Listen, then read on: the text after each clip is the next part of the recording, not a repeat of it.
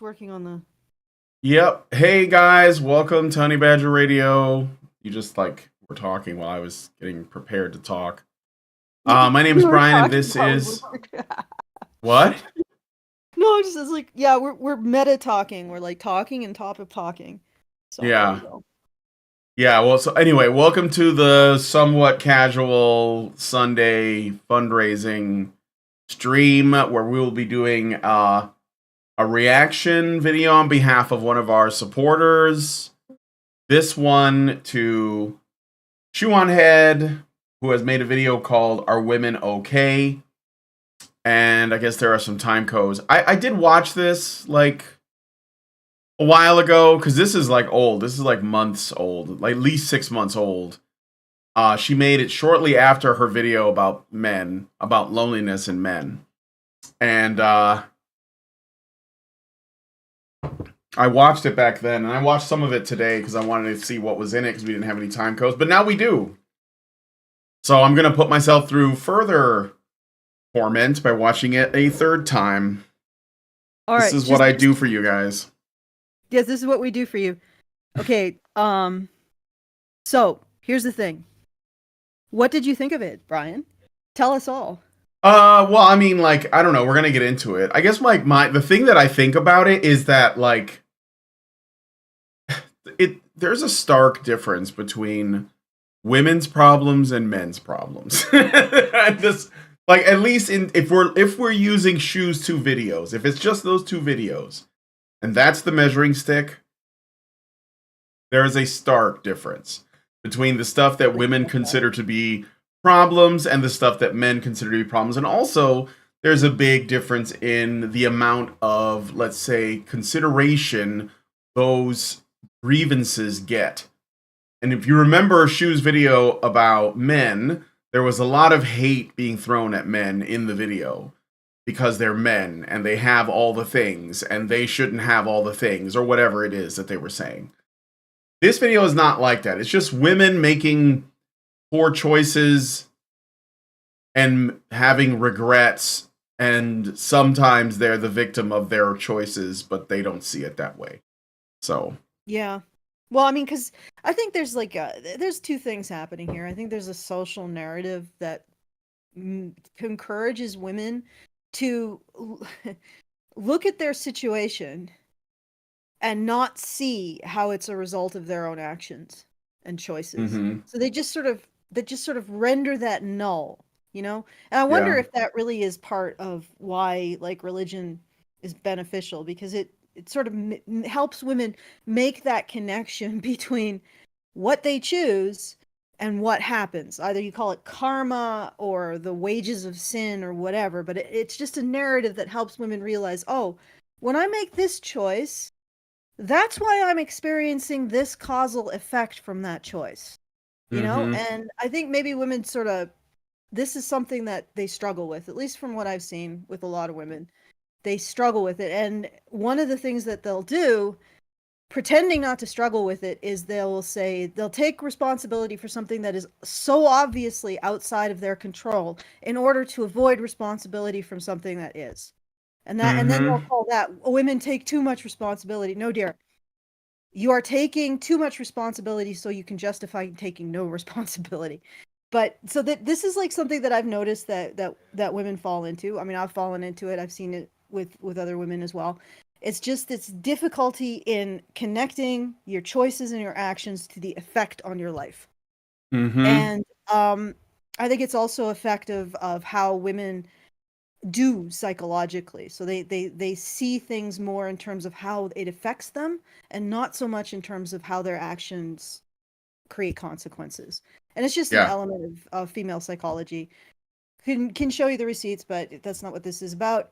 And so like that could be a part of, that could be a situation where it's biological, but I think it's also contributed to by a narrative that encourages women to blame everything on men. And there's no way to get around it. That is what feminism does. It encourages women to blame everything on men. Everything, the proximal cause of everything is somehow a man. either patriarchal society, male privilege, or a man putting a woman in his psychological thrall.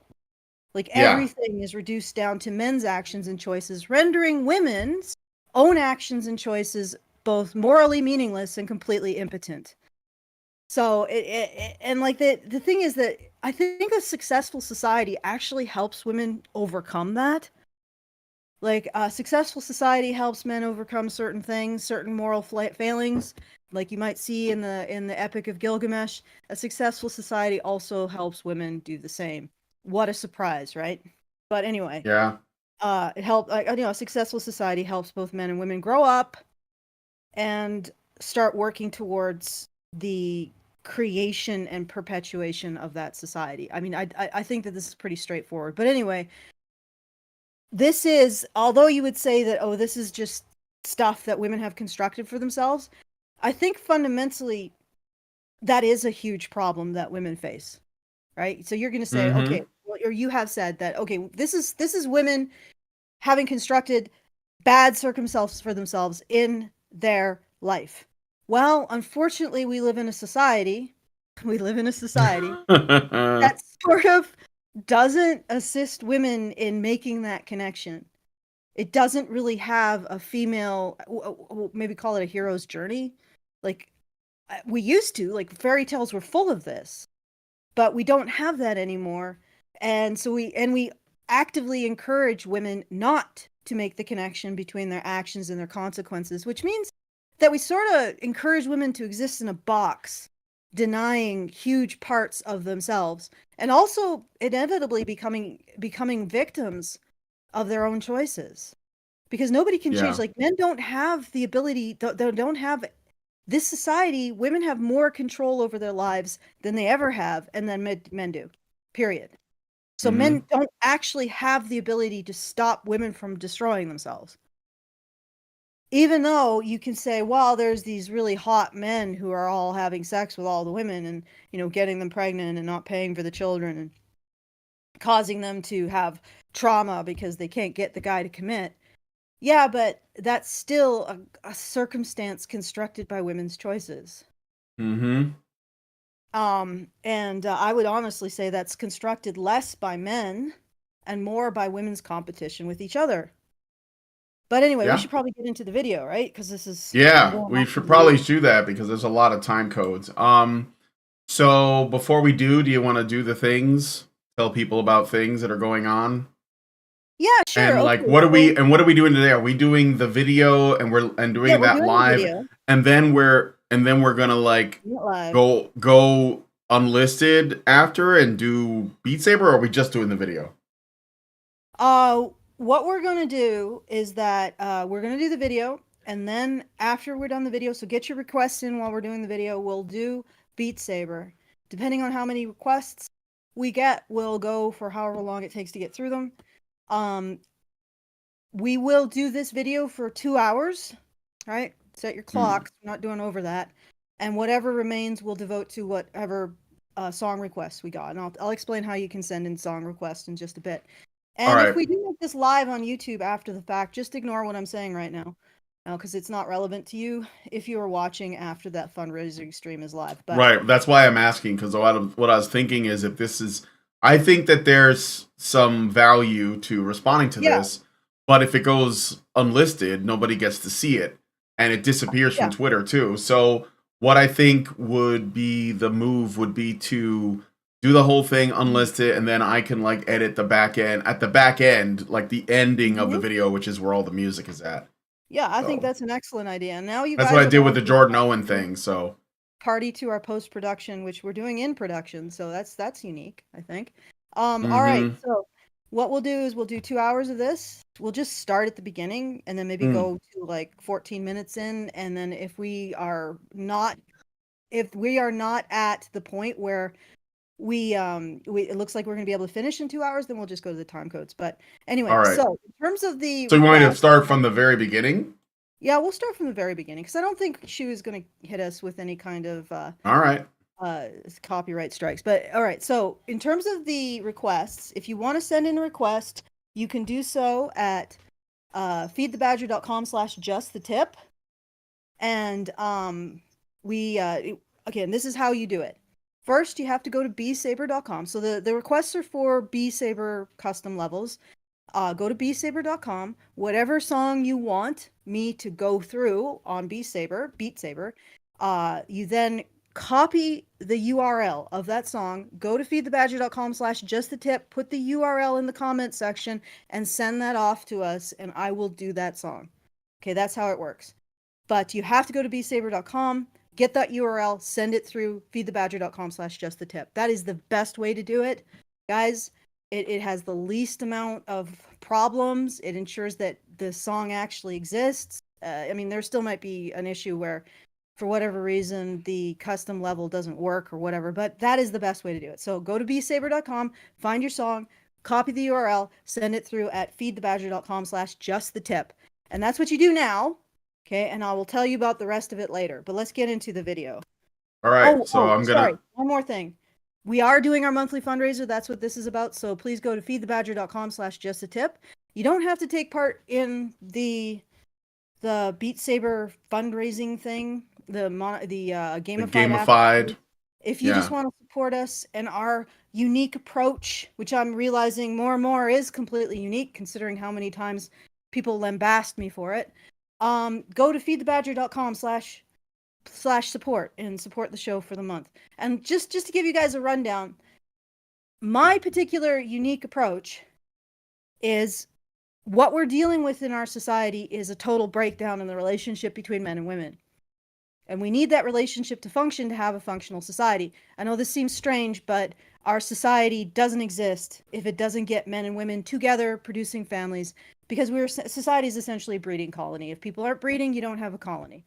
All right. So what I point out is that promoting the idea that men oppress women destroys the relationship between men and women. Yep. Full stop. And that's where this is coming from. Even the intersectionality shit is actually subsidiary to that. So if we want to have a society worth living in, or a society that exists in the future, we have to challenge and extricate the narrative that men oppress women. That's it. That's my perspective. I mean, I'm laying it right out there. There's nothing occult. There's nothing muddy about what I'm saying. I'm just showing you the causal relationship between the universal narrative, like the universe, like how we have presented the relationship between men and women, and all of the crap that we're seeing today. Okay. So if that is something you feel like you would like to make sure doesn't disappear off this earth, go to feedthebadger.com/support, because we have been able to bring you this message for 10 years because you support us. And that's pretty much most of the reason why. So feedthebadger.com/support. All right, let's do it. All right, let's play it. War. What is it good for? Absolutely nothing. And Raytheon stock. War is a terrible thing, and this war has been happening for a very long time, from before most of us were born, and will be raging on after we're long gone. I'm of course talking about the gender war. Men vs. women. For those of you who've been following me for the past year, you know of my ongoing research into the man question. From learning how to be a real man, if you're a grown-ass man and you wear a seatbelt in the passenger seat, you are likely to be a raging homosexual. To judging men's living spaces, men will literally not buy a TV stand but will have 2 mini fridges. To examining their interesting dating rituals. Wish your toes were in my mouth right now. I mean, hey. And although this journey is far from over, I decided to take a break to focus on the fairer sex. That's right, the women. There are many things women love in this world. Flowers, chocolate, pumpkin spice lattes, cute animals, shopping, complaining and nagging. Am I right, fellas? But above all else, you are. Women love posting their own L's. My cousin, who is younger than me, is getting married today. Meanwhile, I have credit card debt. I am in a toxic situationship with one of my exes. Last week, I was so broke that instead of getting an Uber to the airport, I had a random guy from Hinge drive me. And this year, I have had chlamydia twice. I think we should stop now. What? I think we should stop now. I did. And discuss this. Okay. I mean, this is just okay. Yeah. What do you want to say? I thought that we were going to ignore the time codes. The first time code is 110. I assume it's that clip of the. Yeah, I think it is that. I'm pretty woman. sure that series of tremendous bombs is what she was is what we were intending to respond to. I don't know what to say. Like, yeah, your life sounds like it sucks, although you are able to go to the airport, so presumably you can buy plane tickets, so it can't suck that much. Yeah, you can travel. But what I was gonna say is, I don't know. I guess we have to just take him at their word, because I wonder sometimes if women don't post stuff like that because they get attention and sympathy, and maybe it's not actually happening. Like, how have you had chlamydia twice? I mean, why are you telling us? Is actually probably an even more important question. Like, I don't want to know. Why are you telling us about your STDs? And then what do you expect men to do when they hear that? They're going to be like, well, I'm not messing around with anybody like that. Or it might even change their entire approach to talking to women in general, because how like free and open some of them can be with like their own L's, their baggage, their problems, their bad decisions. But whatever. I mean, I don't know what else to add other than avoid that. Don't be that. Yeah. Don't be Can that. You not? Do it. Can you not? Yes. Right. Can you not? All right. Well, do you want me to just play through or go to the next time code? Because there's like an ad. Let's go to the time code because there's like an ad, and let's see, 7 minutes in. Well, it looks like there's a lot of interest in that gigantic Everest. All right, we'll go here. Okay. This video, and thank you as always, the viewer, for not skipping the ad. Now yeah, well, I did. Video. She probably knows that. Old high school teachers subscribing to them on OnlyFans, to posting about their boyfriends cheating on them with their own mothers. Women love posting their own L's. I would know, despite rumors. I am a woman. Now, for the boomer demographic who watches me who doesn't know what an L is, an L is a loss, and a W is a win. And for the Zoomer demographic that watches me, Gat, Ohio Rizzler. Actually, no, she forgot to put for real, bussin'. But, yeah, that's actually sort of adorable. I despite myself, I do like Shu. She's okay. So despite her once sending her flying monkeys after me, she's not too bad. Okay, let's. She sent her flying monkeys after you? It was a complicated sort of situation. I basically was calling out the fact that all the politicians were like on Memorial Day when we memorials men's over Memorial Day. I remember that. Which is, I hate to say, guys, it's 99.9. It's still 99.9% men.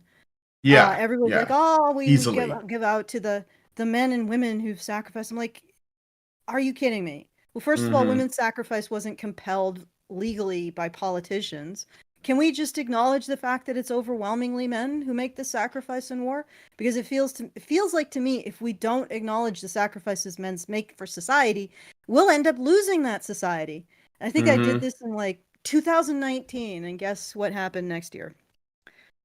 A lot of people woke up to the fact that there's something seriously wrong with our society. And I think it starts with the fact we do not recognize the sacrifices men make to society, which directly leads to the narrative that society somehow benefits men over women, which then directly leads to the narrative that men oppress women for their own benefit, which then directly leads to the narrative that men hate women, which then directly leads to all of this shit that we're seeing in the dating sphere. Okay. That's the causal link, at least in my mind. I mean, I could be completely nuts. Sometimes I wake up in the middle of the night and I'm like, am I completely nuts? Probably. There you go. Well, it might be true, but people are just not ready to look at that right now. Because they're like... Yeah, maybe. They're looking at the stuff... All the other options. Well, maybe. Or they're looking at stuff that's downstream from that, and they're not seeing the link between that and what they're dealing with, right? They don't think that there's a connection. But okay, so I did get a Super Chow. I'm going to read it now because otherwise it's going to disappear. From Richard Bier, APP, for $5. He says, the true mark of the beginning of maturity for modern women will be the realization that there isn't a fairy godmother coming to make their life better. In other circles, it has been stated that true maturity begins when you realize that Superman isn't coming to your rescue. All right. He was the guy who sent us the request for this video, right? Mm-hmm. All right, Richard Bier. So that's why I thought, yeah, I should knock that out. Okay. Thank you. Let's move on. When you try to be petty and request money from your ex and accidentally send it.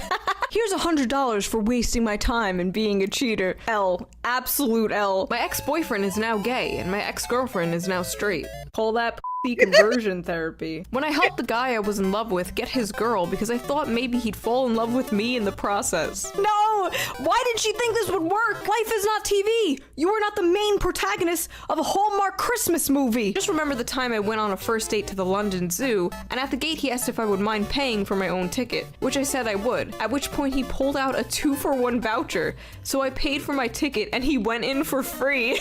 I had to- Oh, though. What? Like, seriously. How is that an L? That just sounds like he's frugal. No, yeah, well, he used a 2-for-1, but he made her pay for both tickets.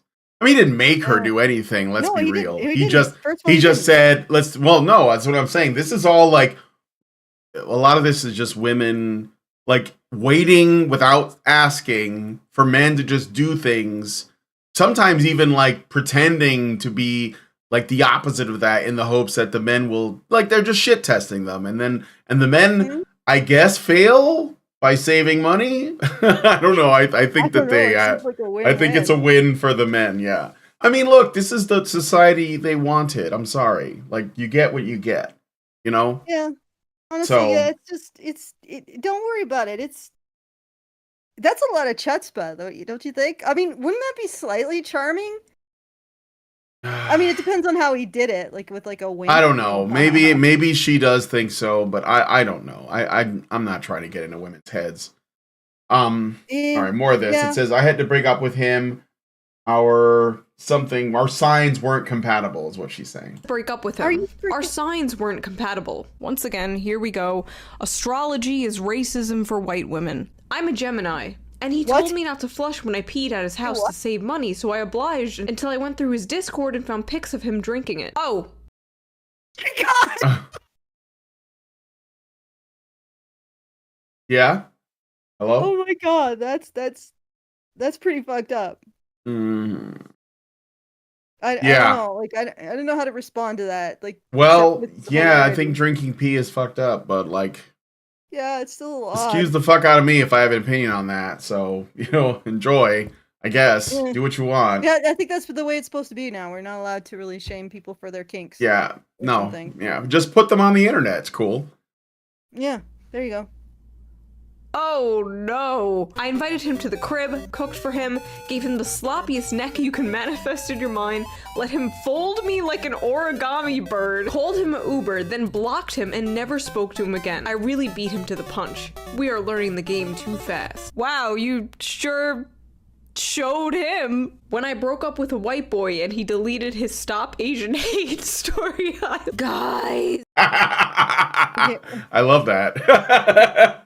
he stopped. He stopped supporting really? Stop Asian Hate. It's- That's great. Like, what the hell is wrong with people? Like, you don't even just let it. No, maybe that was just a joke. Maybe that. Well, that's the thing. Like, who knows if any of these are real? Like, Yeah. I'd be like, there's no way of knowing. Like, people just post like stuff to see what sticks. Especially, I don't think this is. Maybe this was going on back then, but like, no, some of these are older. But like, especially now that like, if you get like a lot of engagement on Twitter, you can make money. So why wouldn't you just like say the most outrageous shit? But like, let's, for the sake of the video that we have to do, let's pretend that all of these are real for sure, and then react to them as if they are, even though we don't know for sure. So, Let's put I on mean, our it's not. super serious face. Well, I mean, I'm not gonna get too serious. Just enough. All right, let's play some more. So, guys, My friend got banned from Tinder because she'd show up to dates without makeup, and the dudes kept reporting her as a catfish. Oof. I don't know, I've always quickly shown the men I've dated what I look like without makeup, because I figure if you don't love me at my naked-faced gremlin, you don't deserve me at my 2006 MySpace mid-e-girl. Boxy. You don't deserve me at my Boxy. Yeah. If you don't like me as my gremlin, you don't deserve me as my Boxy. Was it ever determined that she was indeed Boxy? No. But she's got. It's just because she's got the same, like, you know, General fucking demeanor? the same emo, like, you know, Avenged Sevenfold haircut and like eyeliner. It's the eyeliner. You know, she's got like the what do they call them? The wings. You know, the eyelashes. The same eyeliner and makeup, but it's not the same person. No. I wanted this man to be vulnerable with me for so long. He finally called me yesterday and opened up, but the second he started crying, I lost all interest in him quickly. Women be like, men need to show their emotions till a man shows their emotions. I told It's got a point. Like, well, yeah, par for the course. Rest of the tweet was, this is a safe space, but it's not that safe. Okay, so basically, I want you to open up your emotions, but if you do, I'm going to lose all sexual interest in you. Mm-hmm. Yeah, women need to get over that. Men just don't do what they ask.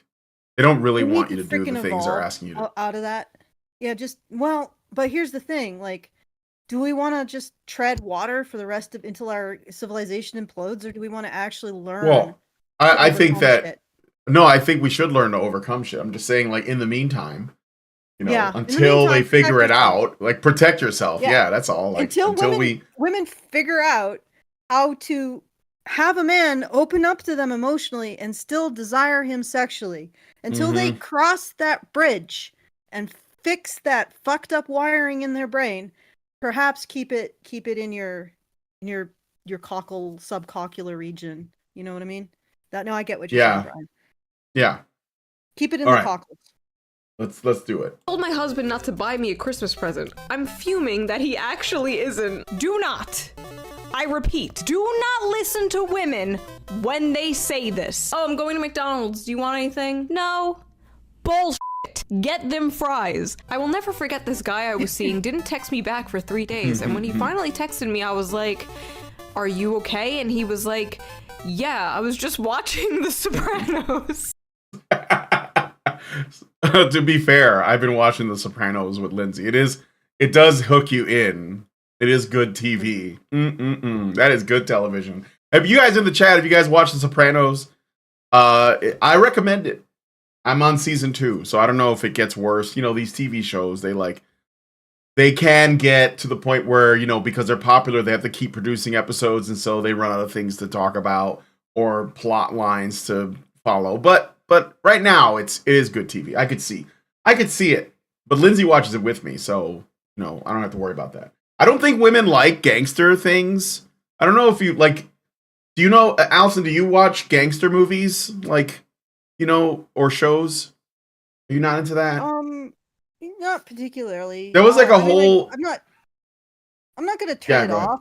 Like, I mean, some gangster movies I don't mind watching. I'm not particularly fond of the genre, perhaps. Yeah.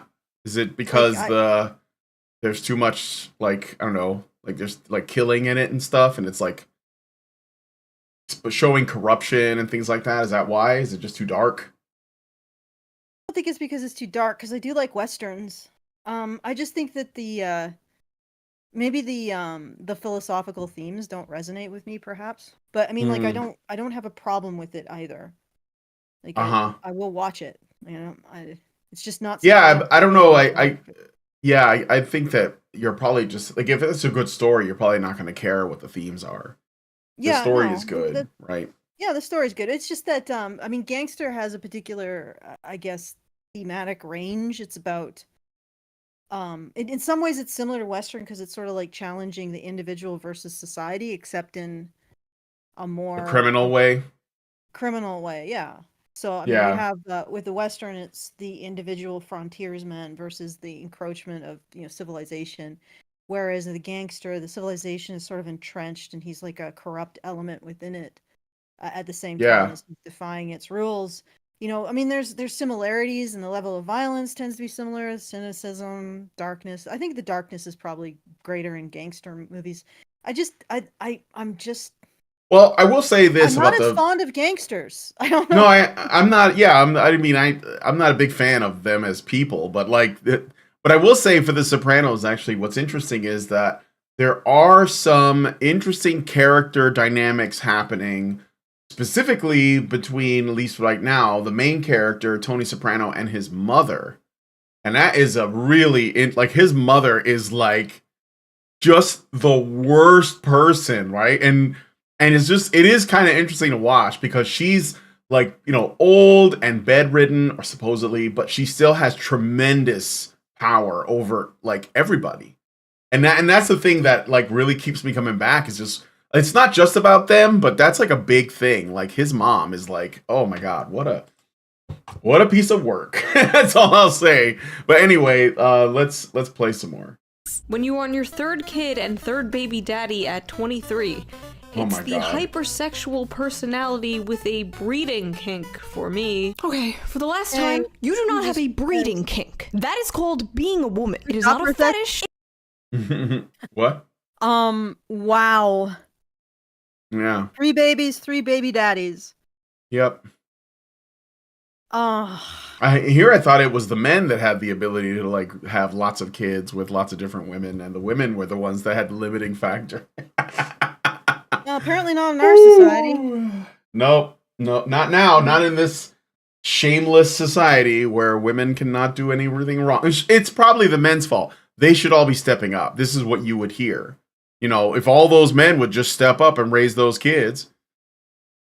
Anyway, that's actually not that bad. Like there are women out there with like 9, 10, 11 kids that with different fathers, and the fathers are not around. They don't even know where they are, or they're not talking to them or whatever. So, and the more you have, by the way, the more unlikely, not impossible, but unlikely that a man is going to be like, yeah, I want to raise your kids, So, ugh. Yeah. It came free with your genetics. Someone just asked my due date. I am not pregnant. A reminder, once again, that unless a woman tells you she is pregnant, please don't assume. It's really hurtful. Oh god, do not do this. I have seen this actually happen in real life. The internet will never know when I'm pregnant, by the way. They'll just have to assume I'm eating good. I was talking to this guy I met on I think that mostly women do that though. Like they will like that's something that men don't do to women. Women It do sounds that like to sort women. of like a backhanded kind of insult. Yeah, it's funny. Lauren Chen posted on Twitter today. I saw her post on Twitter. She said that if a woman makes a recommendation that you try cutting your hair short, I'm just gonna tell you that that's actually a subtle form of intrasexual competition. You can't change my mind about that. That's what, and I was like, wow, she's starting to see the intrasexual competition. That's nice, or at least be honest about it. So yeah, if women ask you, oh, you know what, you probably look really nice with like a really short haircut, you view them with suspicion, ladies. They're probably trying to like make you look masculine so that you're less attractive. Okay. I got my husband when I was looking my most masculine though, so Yeah. who knows? I Maybe you mean, can make it work for you. it's yeah. I mean, men still know like cutting your hair short doesn't make you a man. Like lesbians are proof of that. Men still can tell you're a woman like by looking. Yeah. So Yeah.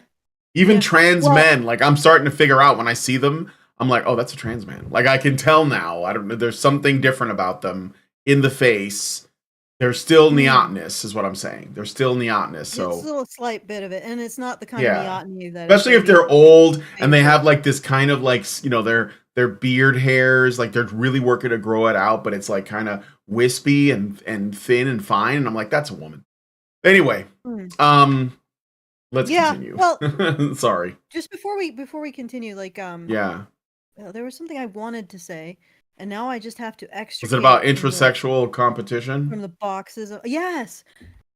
A lot of this stuff is intersectional competition. That's what I think that really trips up conservatives when they try to tell men, well, why don't you just man up more and solve this problem? It's like, well, or traditionalists, whatever you want to call the people who are constantly like, well, women are doing something, men need to man up more. Instead Yeah. of actually holding the women to account, like you're supposed to with a functioning religion. The but the idea that this is totally out of men's hands. This people struggle with that. And that's why they don't want to talk about the female intersectional competition, because that means it's totally out of men's hands. It's something that only women can manage and deal with. So I just want to point that out. It is a struggle. That particular part is a big struggle to get people to realize that and female intersectional competition, men can't do anything about it. Like if women decide to undermine each other's relationships, they can do that, and there's nothing the man can do. Which is sort of why you have to be careful about not just the woman, but also her friend circle. Because if she has a lot of single friends, they may become jealous of the fact that she has a man and a relationship and has movement in her life, not just like a dead-end middle management job in a chihuahua, and they can become jealous of that and then want to destroy it. And then that toxic influence will become... Women are really good at poking women's insecurities. Let's put it that way. Yeah. They're really good at poking those buttons and poking the button sequence, like mashing like in Helldivers, the button sequence for self-destruct in women. Yeah. Okay. All right. And there's nothing men can do when that happens. On Tinder, having the best conversations while we sipped on our boba, but when he found out my body count was close to triple digits, the conversation got quiet. He ghosted me after and blocked my Instagram, Snapchat, and TikTok. Do all guys really care that much? Maybe I should start telling my dates that I'm a virgin instead. Yes, guys care that much. And not just guys, and especially triple digits. If you're somebody who takes sex seriously and you think it's a special thing, or you're a virgin, or you yourself have a low body count, it's perfectly acceptable to care about body counts. But if you a hoe, or if you a man hoe, and you care about the other person's body count, you're a fucking hypocrite. But I feel like even if you are a hoe or a man hoe with like a 20-something body count, I feel like you could still judge someone who's in the triple digits. How do you even meet that many people? I don't even know 15 people. I'm gonna give... He's got a point. Like, I don't understand that myself. Like, I don't even like talking to people in public, Yeah. I see somebody... Well, I certainly don't like talking to people about my sexual history. Like, that's... see somebody walking down is nothing personal? Like, it's like, street to avoid them. Yeah. Don't Like, even wanna say hi. can we have some mystery in our relationship? Like, so... I mean, look, I guess, like, a man... I think the thing is, this is the thing that I think is interesting about this, is that there is an assumption that men are so sexual that a woman with a lot of partners is either going to be viewed as, by men, as indifferent, like with indifference, or with, like, I don't know, maybe like glee, like, oh, wow, you're so sexually active. I love that, right? That's just not true of, like, most men. Like, most men, they don't need to have virgins, but I think most men, within reason, are like, well, yeah, I mean, like, depending on the age, like, if you're, like, dating at 16, that you're hoping that the girl is, like, really inexperienced because you're probably really inexperienced. If you're in your 20s, you're hoping that the girl has some experience, right? It doesn't even have to be sexual.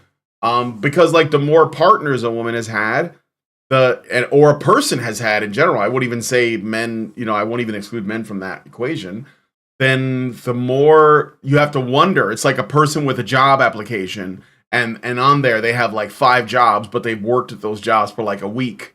Are you going to hire that person? Like, are you going to hire the person who's had one job for 10 years, and then he's like applying for the same position in your company? I'm not even shaming anybody. I'm just saying it's common sense. But there is this idea that men are just like that women have been fed this idea that men are just like super sexual, and therefore, they're going to be okay with whatever. Like they should be grateful, Yeah, I remember I talked about that like a while back. The whole, Mm-hmm. if you got like a CV and you have like triple digit jobs on it, and you show that to your Yeah. prospective employer, they're gonna Yeah, and probably be like, "What the hell are you doing with your life?" yeah, and What's the difference? it's not about like, it's not to say that the male penis is dirty and women are made dirty by it or anything like that. It's that the woman is so like casual with this that if a man thinks that sex matters to him, like and I'm not saying it has to be like super puritanical. I mean, just like somebody who thinks that it's special, well, the woman obviously doesn't think it's as special, and the man is always going to be wondering, like what kind of commitment is this? So I think it's just, and there's just data that says, more partners means probably not going to be as committed, Although it's interesting because there's this interesting factor. So if a woman has had no other partners besides you, that is probably the highest rate of staying together. Or if the people have had no other partners but each other, that's the highest rate. But the next highest rate seems to peak at 3 to 7 for some reason. So it goes down for like one additional partner to like 2 additional partners, and then it goes up for 3 to 7. I'm not exactly sure why. Maybe it's because I you know what, I can't even tell you, but for some reason if I think they're want, yeah, if you want the it might be highest FOMO. likelihood. Yeah, like if there's a significant previous relationship, there might be too much tie to that. But regardless, if you want the most chance of having a long-term relationship, you either date someone who you are both each other's first, or one of you is each other's first, or you date someone with like 3 to 7 partners. God only knows why, but there you go. There are your winning lottery numbers. Yeah, I mean, I think ultimately it comes down to like, we can look at the numbers and we can make educated guesses about stability of a relationship based on those numbers.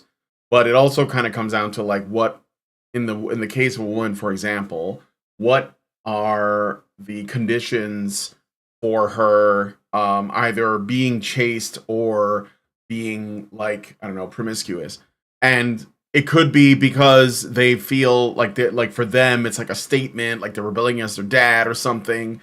They're just like, I'm gonna bang everything in sight. Those women should be avoided, not because they're having a lot of sex, but because of like why they're doing it, right? But if it's someone who's just like tried to make it work and they failed, and maybe they're just too quick to sleep with people, then maybe there's like a different consideration there. Like I'm willing to allow for that, but at the end of the day, if men just want to play it safe and it matters to you, then it should matter to you. You're allowed to have that. So, Richard Beer gave us $5 and says, "Remember when girls used to keep a lock on their diary or journal and then place it in a lockbox and then lock that in a safe that was harder to get into than whatever thing that people would keep a firearm in? A black box on a plane. I don't know." Yeah, no, I remember. I remember when there was a sort of a premium put on privacy and not wanting certain thoughts to be aired.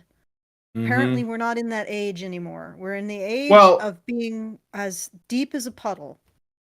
Yeah, I suppose. I mean, I think a lot of people are still pretty secretive, but the ones that put their info out there tend to get the attention. All right, let's play some more. Give this one a W because I'm just impressed. That's just impressive. When I got pulled over for speeding and the nice officer said I could just show him a picture of license instead because I forgot my wallet, and watched me scroll past multiple boob pictures and I couldn't tilt my phone the other way because my dad was in the other seat. Okay, there is nothing more stressful and anxiety-inducing than handing someone your phone to show them a picture and you're just like, okay, give it back. Because if they accidentally swipe, they're gonna be seeing your hentai horse futa Am I right? Who among us does not have that on their phone? I remember Okay. I don't, but okay. I don't either. And actually, There's nothing on my phone. There's just like memes. I think I have the best phone. It's just memes. For me, I have video clips of me reacting to stuff, dog and cat photos, and pictures of dogs and cats. I have on pictures my of JoJo and memes. That's all I have. Yeah, like I think there's pretty, like one picture of Lindsay on there. So. It's pretty tame. My pictures. Yeah. I think it's the way to go. Yeah, I think that phone memory was made for memes. Man, just boring. You know, like just your meme repository. I don't really have memes in there. Yeah. I also have pictures of like our water meter or natural gas meter. Oh. Yeah, no, just pictures. Yeah, just like. Yeah, I understand. Sometimes you gotta report that. Yeah, no, on your taxes and shit. Like that's I mean, aside from being a little bit confusing, but also like pictures of things that we need to get. You know, like, oh, I need to get these pills. You know, that kind of stuff. Yeah, like when I go to the grocery store for Lindsay and she's asking me to get stuff, I take pictures of stuff on the shelf to make sure I'm getting the right thing. Because she'll be like, just get pickles. And then I'll go to the aisle where the pickles are, and it's like this giant section. And they're like all different kinds, kosher, dill. They're like the spears and the thin slice ones and the mini ones. Thin slice sauerkraut. Thin slice sauerkraut. Have you had those? Those are really good. No. I maybe I don't know. But so I'm like, if I pick one, it's gonna be the wrong one. So I'm just gonna take a picture of the whole section and send it. And be like, okay, which one is it? Circle one. Yeah. You know, and this is like, how do you tell the age of the people whose phone you picked up? Like the absence of boob and genital pictures in the presence of things from the marketplace. Hey, honey, exactly. Is this what you want? Hey, is this avocado ripe or not? Yeah, exactly. Shall we take it? I don't know. Shall we take a risk on this melon? This is the sound it makes. Yeah, exactly. Oh, you know what? Shit.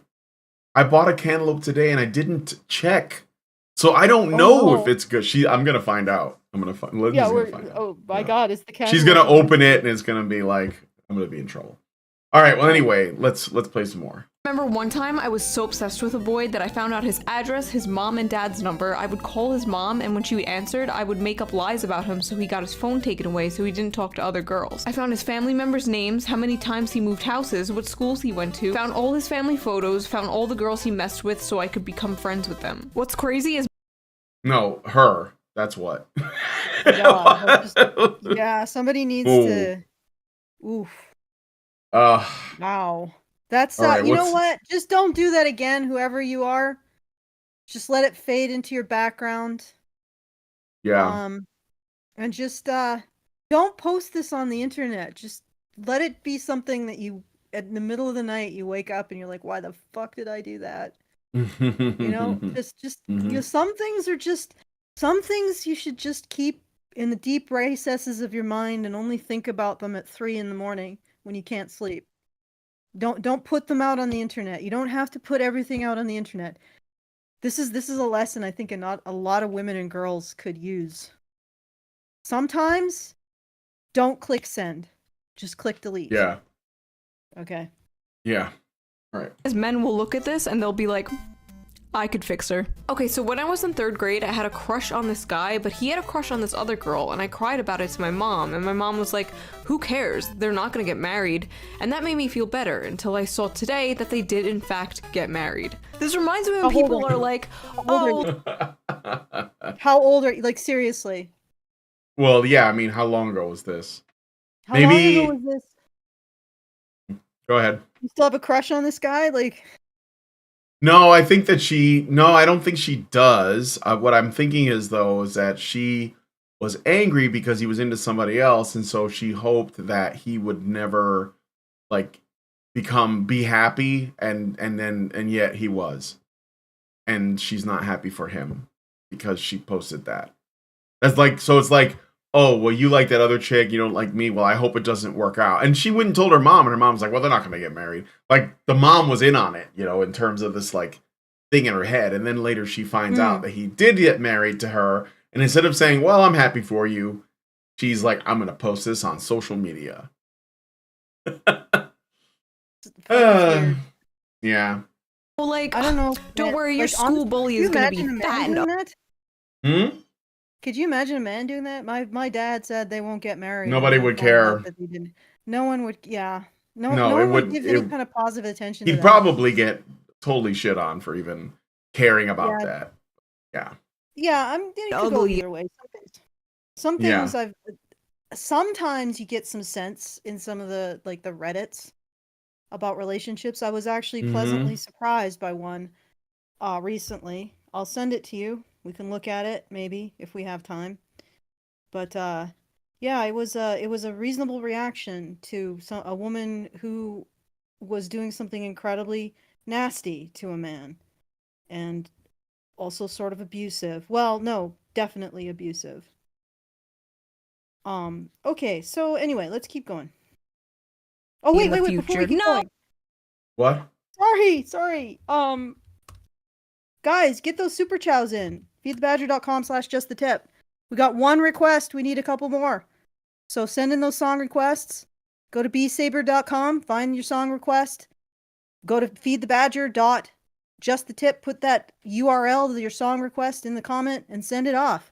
Or just tell us what you think. Your thoughts on this video that we're doing. I mean, mostly this has been sort of a very light response, I think. Wouldn't you agree, Brian? This has not been something that's too stressful. There isn't. No. No. Not a lot going on here. Not a lot that's too like. Freaking. I mean, it's pretty just like, I guess it's just sort of generally entertaining. Mm-hmm. But so anyway, yeah. go to feedthebadger.com/justthetip and send us a message. Tell us what you think about this content. And yeah, do that. Okay, let's keep going. All right. Like, don't worry, your school bully is gonna be fat and ugly in the future. No, my school bully is a fucking bodybuilder now. She could kick my ass. It's important to remember that you are not the main character, and sometimes good things happen to people you do not like. And honestly, you're 27 years old. Time to move on from your 3rd grade crush. A guy I was hooking up with told me I was getting chubby and I should eat less. I just ate an entire fucking pizza. Fuck you, Brian. Oh no.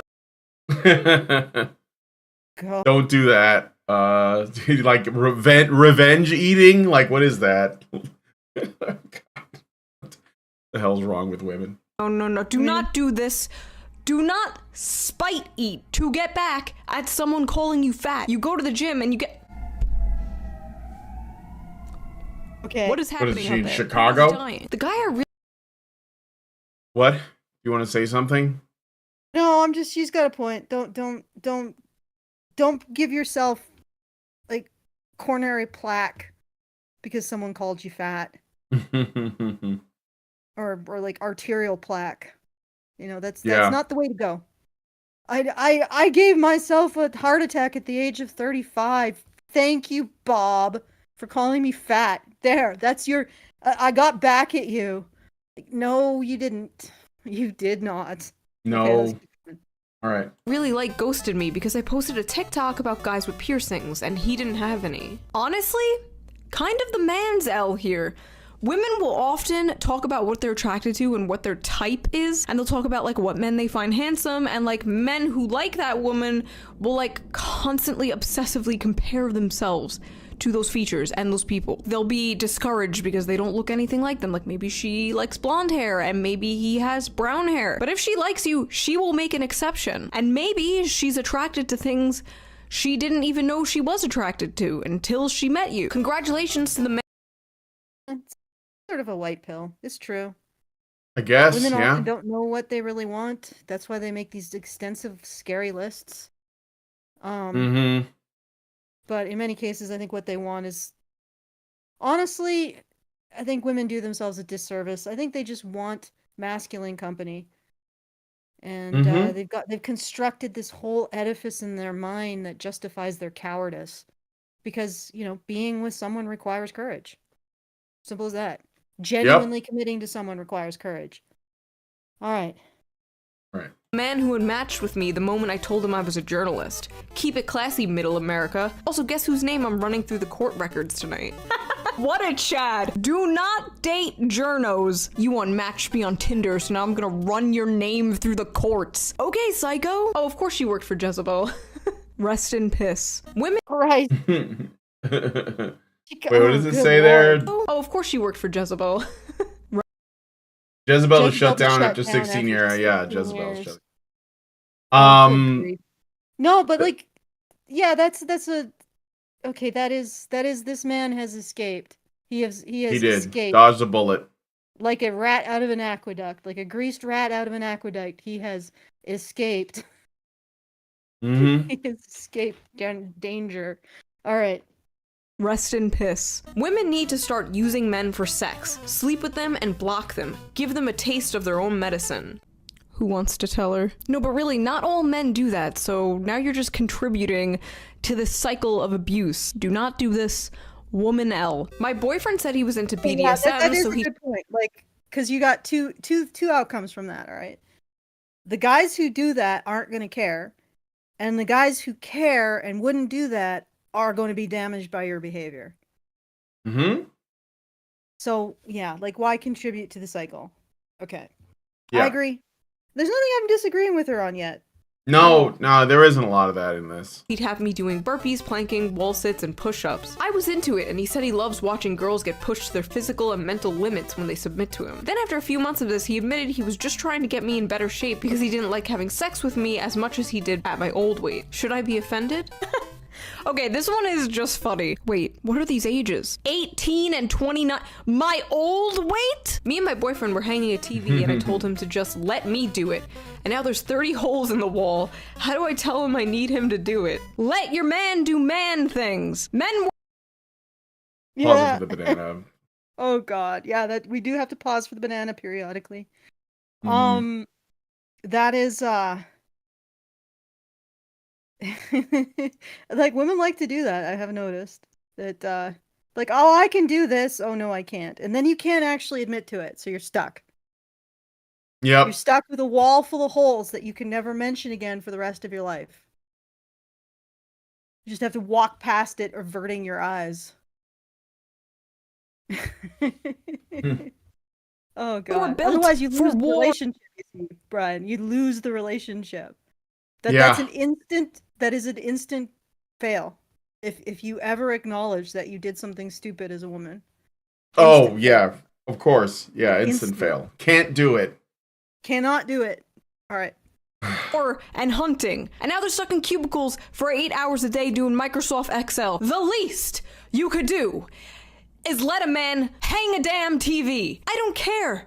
If you can open the jar yourself, give it to him. Men in captivity need to feel like they have a purpose, or else they die. Do you notice that men are no longer persuasive? Once they ask you out on a date and you say no, that's it. Yeah, well, Dude! Jesus, good lord! why aren't they trying? I mean, they only run the risk of going to jail, losing their job. They only have internalized how many dozens of "Don't Be That Guy" campaigns? Like, Yeah. no means no. Yes means no. Getting on top of you and inserting you into her means no. Like, all of these campaigns, like, that has no effect. What did women expect would happen when they allowed the dominant voice for their interests to pursue these campaigns? What did they think would happen as a result of pursuing these campaigns to make men supposedly respect the no? What do they think? Yeah. I thought no meant no. Exactly. These guys are told when a woman says no, that means no. And they're correct. So if you say no, you better mean no. Apparently, like, a large percentage of men aren't even approaching women anymore. The amount of TikToks I have seen of women secretly filming men hitting on them, and the men are not even being creepy. They're being pretty normal. Maybe they're a bit awkward. And the caption's like, "This creep was hitting on me. Whoa, how dare him?" Like, how do you think your parents met? How are people supposed to? Well, I can tell you the truth about that, Shu. The truth is, women decide a man is creepy if the man is not attracted to them. attractive to them. That's it. It's not about the behavior. It's not about the approach. It's about, is he attractive? If she doesn't find him attractive, no matter what his approach is, it could be interpreted as creepy, and it often is. Especially from women who have a, let's say, inflated sense of entitlement. If that man's not in the top 1% of men, then guess what? I mean, there's a whole math video about this, so I don't really need to go into it. But that's what it is, Shu. To meet people nowadays. Tinder? Like, you can't just walk up to a girl or guy you think is cute anymore. You have to be swiping on them. I am afraid we have Me Too'd a little too close to the sun, and now the men are afraid of speaking to us. I asked my boyfriend if he wanted to rail me, and he said he was too tired, so we went to bed and I literally woke up to him jerking it. Honestly, I can't decide whose L this is. Is it her L because he didn't want to have sex with her? Or is it his L for being too lazy? Perhaps she lays there like a dead fish. I don't know. Maybe... Work out your issues in private. Yeah, What? yeah, make it. This is another issue. Like, just do this privately. Just like, we've lost the art of privacy. We lost the art of keeping our mouth shut. Just recognizing that relationships aren't plays. They aren't like put Yep. on for the edification of an audience. You're not. What is that guy, like Jim Carrey guy? You're not the one who's every Carrey. waking moment. Yeah, Jim Carrey, like he played a character. Every waking moment was on television. Oh, I never saw it, but I know the one you're talking. Yeah, I know the one. Yeah, that movie. Ed Harris is in it. Yeah. Yeah, we're I not. don't know why Yeah. Yeah, I know. Blanking on the movies, the movie trivia. Yeah, usually you're really good at that. I'm Really usually really good about inspired. this, but I've never seen that one. I know it. It's just, yeah, I don't remember. It's okay. I'm sure somebody in the chat is gonna tell us right away. So as soon as it comes up, The Truman Show. The Truman Show. Yep, the Yeah. Truman Show. Thank you, Night Yeah, there we Motorcyclist. go. Yeah, We're not. Truman Show. You guys don't like. You don't have to make every detail of your relationships public.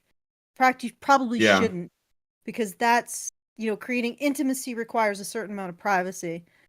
So if you make every aspect of your relationship public, you are removing all intimacy from it. Yeah. So there you go. Like, just don't do that. Like, like she said, deal with it in private amongst yourselves. We need to learn the art of privacy. Yeah, that was when they were trying to privacy. make Jim Carrey into the new what is his name? Tom Hanks, where you have the funny guy doing the serious movies. And I guess he was in that, and like The Majestic and the Eternal Sunshine of the Spotless Mind. They were trying to make that happen, but it didn't happen. And that's okay with me, because I don't know, I liked him in The Mask. So anyway, let's play some more. Private. Why is this even on TikTok? Wait, no, on second thought, do not work them out in private. This is great content. Please do keep posting. I got asked on a date today, and I blocked the guy because he asked me what I wanted to do instead of just telling me. Listen, there is a reason women are so indecisive about things, about where to go, and especially about what to eat. It is in our blood. Back in the caveman times, we didn't have a choice. You hunted the mammals and you dragged them back to the cave, and that is what we ate. So you choose. You bringing home Chipotle is the modern man bringing home a mammoth carcass. One time I was gonna have sex with this dude after a concert, and we went to shower off, and I did this naked little jig and went, "It's time to wash me holes," and he made me go home.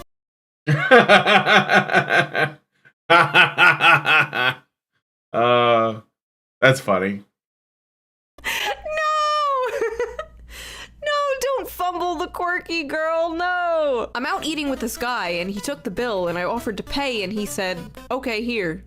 I love this trend of women being like, "I want this," and men being like, "Okay," and women being like, "Wait, no, not like that. For the love of God, just say what you mean." Men do not know how to play these This is not a new trend, Shu. This is like women, No, like no. since the beginning of time. I bet that there were Factory like the setting. cavemen. I bet I can imagine in my head, Throck the caveman dragging his piece of the woolly mammoth, and he's like, "Oh, I bring my wife. I got thigh of mammoth," and he like lays it down, and the wife is like, "I wanted the foot," like just like, could I have had a different part? Can I have the trunk?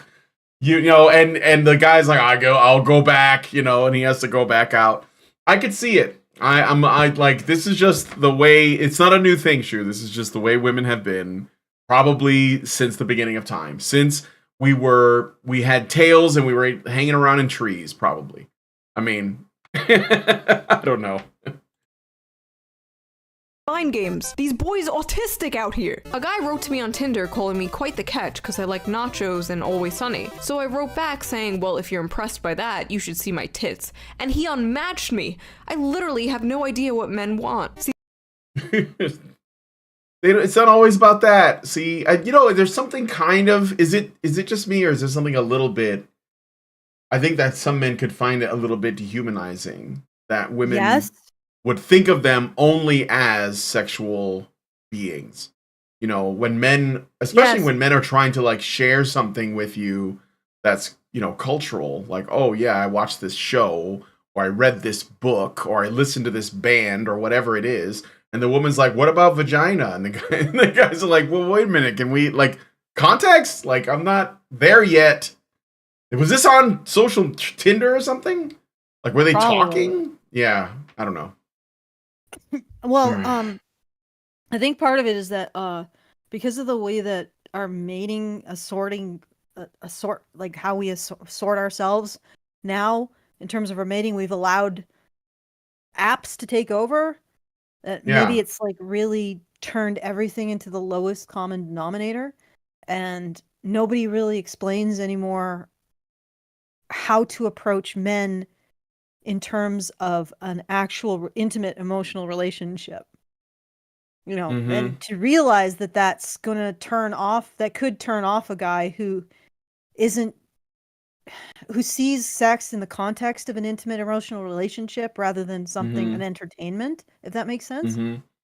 Yeah, and I don't think there's no knowledge about that anymore. There's no framework for that anymore. Right. So yeah, and it is dehumanizing, because she's basically saying, well, this is what, you're really after. Where exactly. This is what men want, right? And it's like, no. Like, where do you get that? Like, I mean, I know where you get that, but like, why aren't you even asking about this? All right. Yeah. We'll play more. See, this is a woman who has on her mind that men want sex, and nothing else. So she came out too strong right out of the gate and scared him off. I was on a blind date. The guy opened up Tinder while sitting there with me and was swiping on girls. I guess I wasn't interesting enough. Haha. Oof. A lot of pain in that, haha. What's the hardest thing? It's me or the PlayStation. He took the PlayStation over his marriage and 10-year relationship. Oh. Why the frick would you? It wasn't you or the PlayStation, my dear. It was you or the ultimatum. It was the ultimatum. Yeah. Yeah, it's the ultimatum, especially when you're asked. It's me or the blank, then it's gonna be the blank. Can you imagine like Gaston with Belle? It's me or the books, Belle, and everybody's like, "Oh my god, I can't believe she chose the books over him." It's like, no, but that's a part of who she is and how she expresses herself. The PlayStation is a part of who he is and how he enjoys himself. So you're asking him to give up part of who he is to stay with you. All right, and yeah, it's me or the PlayStation is literally what's happening right now with Sweet Baby Inc., by the way. It's just that on a fucking grand scale. Epic scale, yeah. Yeah. Well, and it doesn't stop. Like, here's the thing. Like, she says, oh, he chose a PlayStation over me. Well, the thing is that the first one isn't the last one. What's the next thing you're going to ask him to give up? I don't know, baseball cards, collectibles, tabletop, going out whatever, with his comic friends, books, hanging out with his I've totally seen that. Like, I had friends that got married and then I didn't see them anymore, or I very rarely saw them. And at first I thought they would be like, well, I got to spend time with the wife, and then it was like, well, I got to spend time with the kids, and I'm like, yeah, I'm understanding. I get it. Like, I don't want to, take away your position as father. But then later on, I always learned that it was the woman's intent the whole time. Well, not in every case, but in most cases. They were like, well, I wanted to get him away from his friends because he's mine now. And now this is what we're going to do. And he'll be miserable. And they'll get a divorce. It's happened. I've seen it with very old friends. They find somebody. They were desperate to find somebody. They find somebody. They're together for a while. Then they start disappearing from, like they stop hanging out with us. And then they will get married. We go to the wedding. We're all involved. We're very supportive. Then he has some kids. Again, we very rarely see him. And then all of a sudden, we learn that, you know, the wife never liked us, didn't want us around, just wanted him to himself or herself or whatever. And then, like, a little while later, they get divorced. And it's probably because she got bored and he was miserable. Because he wasn't, like, there wasn't a balance, right? Like, I think that even though when you get married, you should put your spouse, you know, first, whether you're a man or a woman. I think that those people still need their own thing, their friends, their family, whatever, like their thing, you know. You gotta let them have their thing. Otherwise, you're just gonna make them feel isolated and miserable, and that's not gonna work, in my opinion, anyway. Oh my god. You know, I always say if somebody offers you an ultimatum between them and something else, take the something else. But in this case, I don't know, a PlayStation? Like, maybe there's more to this story, but ending a 10-year relationship and marriage over a PlayStation? Well, depends on the games library and whether or not they're exclusives. I honestly, I think that this is the foot putting down situation. Like, can you imagine? Like, I used Gaston and Belle for a reason. Yeah. Can you imagine a man saying it's me or your It's books? the principle, basically. Yeah, that's not. She threw away a 10-year relationship over a PlayStation. This is the funny thing. Like, everybody's like, "Oh, the man did it." No, she did it. Because she didn't say, "Okay, if it matters that much to you, it's a part of who you are. I will live with it." Okay? Yeah. Like, I'm pretty sure he didn't sneak his PlayStation into the relationship and was like, "Surprise PlayStation, and now you have to accommodate this." It's like, okay, so I totally disagree with Shu on this. This is not fair. It would be a man going to a wife who's a reader, who reads books, and saying, "Oh dear, I don't want you to read I'm taking away your Kindle. It's your Kindle or me." Like, no, that is not acceptable. And it's not the person who chooses the books or the PlayStation over their partner that ended the relationship. It's the person who forced them to choose. Okay. I'm just saying. I'm completely not on board with what she was saying here.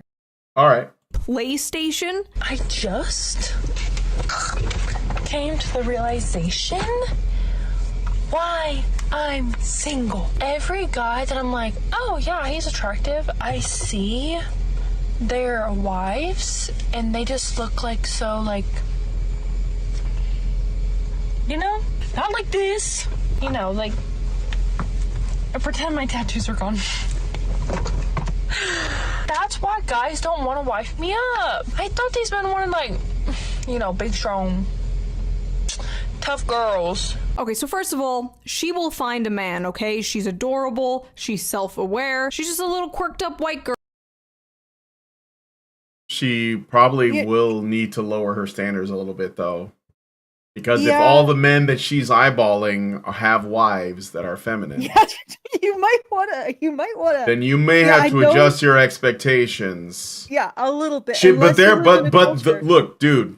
But there is a man there is a man out there that will wife her up for sure. Like, there's a dude that wiped up a fucking two-headed chick like that. Like, so there is no excuse, ladies. You have no excuse. There is a two-headed woman that is married to a fucking vet. Like, you have no excuse. I'm sorry. No, I am not. I am not hearing it. Do not cry. Don't cry for me, Argentina. I know. Okay. So anyway. Okay. Can I just? I want to get into this. Yeah. Go ahead. Yeah. First of all, don't look for men who have wives. Yeah. Okay? There's that too. The men who are attractive with wives, these are men you should not be considering seriously in any capacity. And if you are, you don't deserve a relationship because you are a home wrecker. But the other thing is that why aren't you going after men who are more your speed? Like, I assume the men with wives have, like, the stable income. Go after the band, like the guys in the band. That's more your speed. Maybe. You know, go after the artists. I mean, you go to a gym, there's probably dudes at the gym.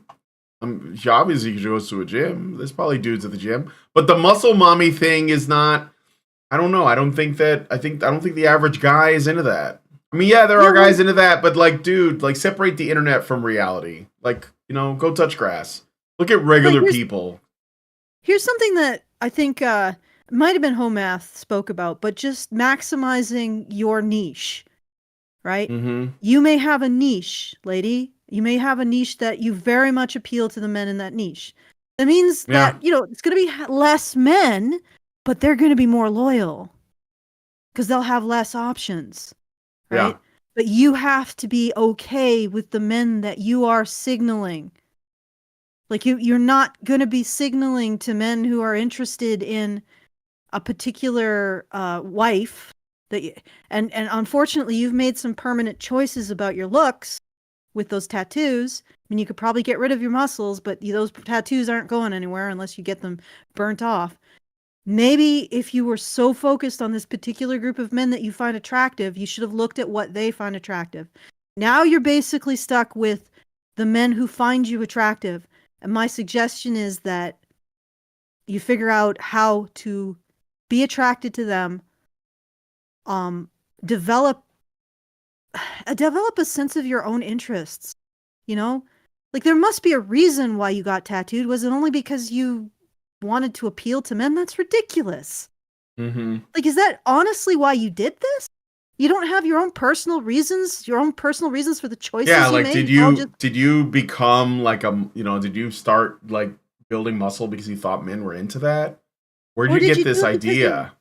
Or did you do it because it would inspired you for some reason? Like, this is the worst approach. Do these things because they inspire you, because they motivate you, because you have passion for them, and I guarantee that there will be men who are attracted to that. Because there's a lot of men who are attracted to a woman who is passionate, inspired, and appears to be enjoying what she's doing. Am I wrong? Yeah. You know, so dig into why you did what you did. If it was only to attract men, you fucked up. Don't do that. Yeah, you shouldn't do that. Don't do that. Men, you shouldn't do it either. You should not build your whole personality around attracting a woman. It's a bad idea. Like, I think one of the problems that women have is they do build their whole personality around attracting a man. Because they're looking for a certain kind of man. Because they're looking for a certain kind of man. They're all looking for the same man, which is ridiculous. Joe, dig into what you like. Dig into who you are. And then do these things and be passionate about them. You know, and probably there'll be a man who's interested in that. You know, I mean, maybe there are some women who can go the route of just, floating and being like, okay, I'm going to submit to whatever a man wants. I'm sure you guys can find a man too, right? That's fine too. Like, there's all kinds of ways to have relationships. They don't all have to be the same. They really shouldn't, because that's boring. But your way now is to figure out who you are and why you did these things, and discover your passion or your inspiration for why you're going to the gym every day, you're exercising, and do that, be that, and attract a man who's into that. Okay, that's it. Like, and just forget about the guys who don't want that, because they don't want you. Move on. Become more you, and appreciate a man who appreciates that. Okay, that's my advice. All right.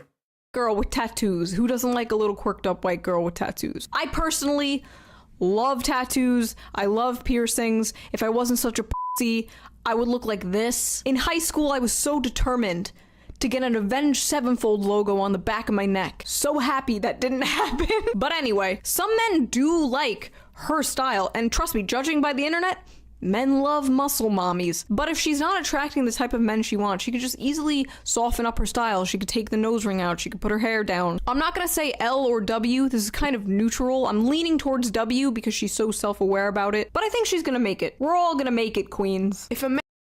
Okay, it's interesting how we went in completely different opposite directions. I said go into whatever it is that your passion is, and she said soften. So I guess you could do either. Like, personally, I think at this point you gotta commit. Like, well, I think you gotta figure out. I think you should figure out like what. Yeah. You got to find mean, yourself honestly, in a way. Like you got to be like, well, what am? Because like, don't just if you're just like getting jacked up because you think that men like that, then you're not doing it for its own sake. You're doing it for some external validation. I think you're going to be disappointed. So what you should do is figure out what it is like. Are the piercings and tattoos just like, oh, I'm doing this because I don't know, like somebody that I admire does it and whatever, or is it because I feel something strongly about this? And also, you're not just your piercings, tattoos, and muscles. Like what else? Because men don't care about that. Like, well, I mean, like a decent guy is gonna care about like what are your values? What are your interests? You know what I mean? Like what makes you tick? Like these are just obvious things that like okay. what makes you compatible. So the French asked me, isn't wanting to attract a man a personal reason? Yeah, but at the same time, when women do things to attract men, and then the man marries the woman, like there's that saying, a man marries a woman hoping she doesn't change, and a woman marries a man hoping he does, right? Like if you're going Yeah. to do something just to attract a partner and you don't actually have a genuine interest in it, isn't that sort of like deceitful in a way? So I would say that, yeah, that might be a personal reason to a degree. Like, I mean, I understand that people like to do the mating dance. They like to be attractive to the opposite sex or the same sex or the fluid sex, whatever. Um, they want to do that, and that's perfectly valid. But at the same time, at some point, you sort of have to know who you are if you want to be in a relationship, a real relationship. Yeah, I mean, like it doesn't look. The overwhelming majority of the population wants to find someone. Like that's just the way we're wired. Why would we? The only thing we would be building towards is basically like bettering ourselves, like being better people. Being healthier, being I don't know, more well read or whatever it is. Good at something. That's like men do that, and part of what does it is this biological, evolved, whatever, God-given desire to attract a mate, but it's through competency. But I think competency is something that men want to pursue for its own sake first. Like when you're a kid, like I remember when I was a child, I was always talking about what I want to be when I grow up, for example. I wasn't thinking about girls, but I knew what I wanted to do. I was like, oh, I want to be a cop. I want to be a fireman. I want to be an astronaut. The usual things that boys want to be. I was like really interested into dinosaurs and whatever. So I think, and then like if you like stick to that, you pursue that, then you're going to become passionate about it. You're going to get good at it, and then you will find yourself like expressing competency in those areas, whether they're athletic or whatever, and then you'll attract women that are also interested in one way or another in similar fields, right? Like I'm an artist, just so interested in your passion and drive. yeah, or they just admire your drive. Exactly. Yeah, the fact you have a plan, this underestimates how attractive having a plan is to people. People like people with a plan. That's why one of the first things you need to do as a writer is give your protagonist a goal.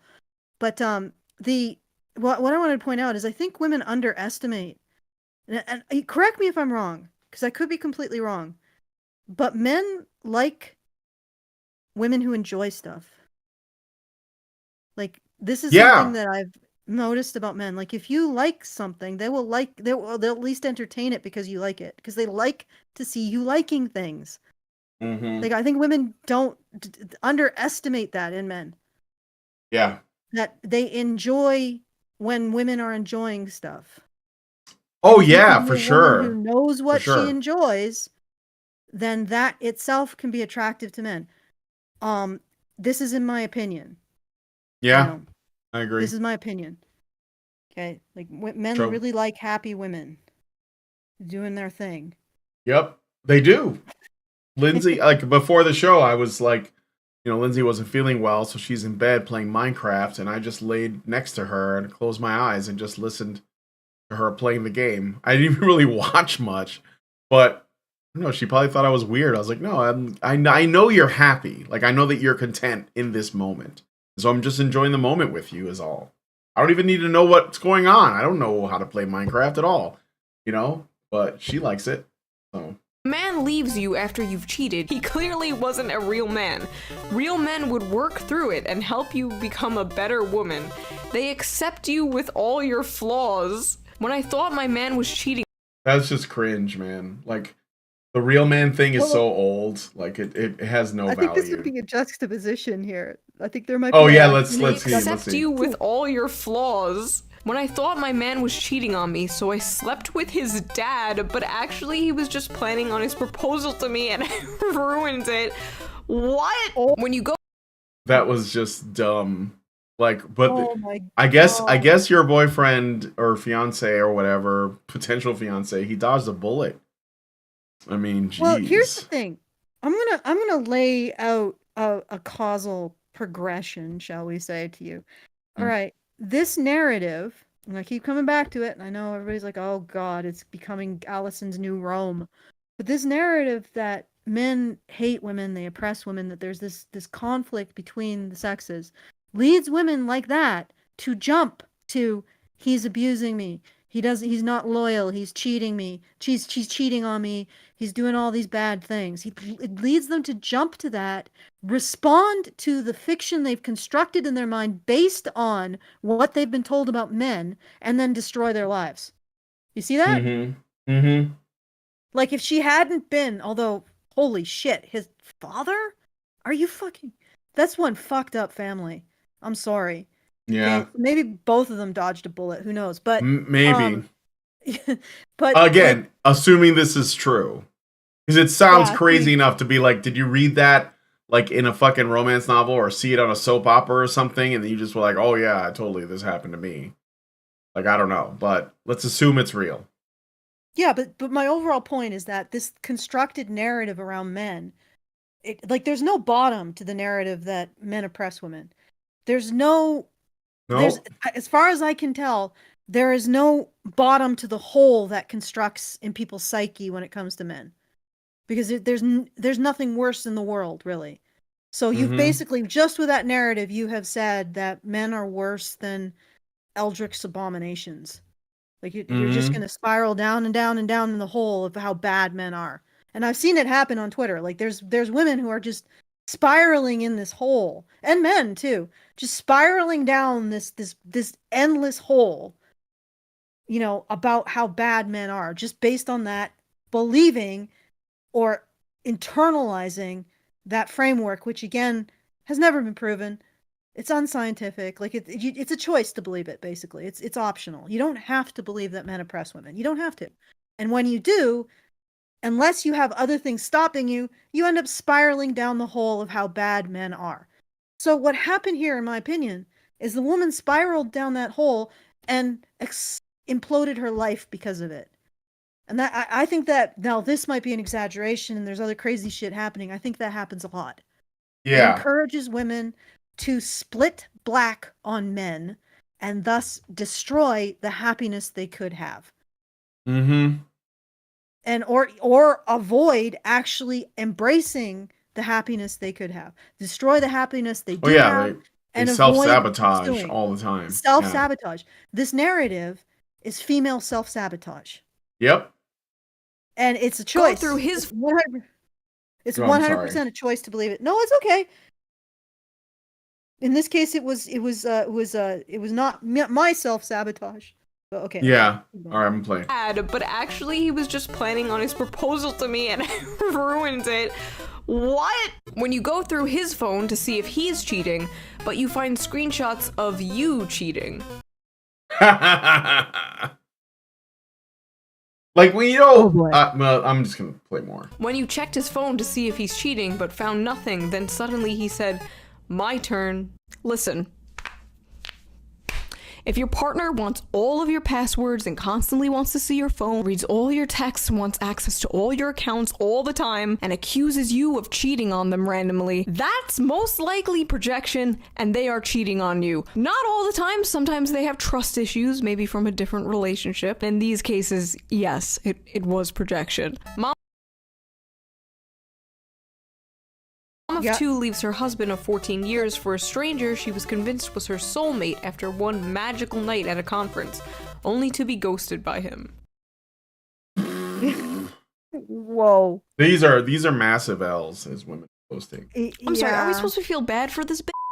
Because I Yeah, know. right. Men, if the DNA confirms the baby is not yours, it doesn't change the fact that you must take responsibility of the baby. Women go through a lot in marriages, and women deserve better.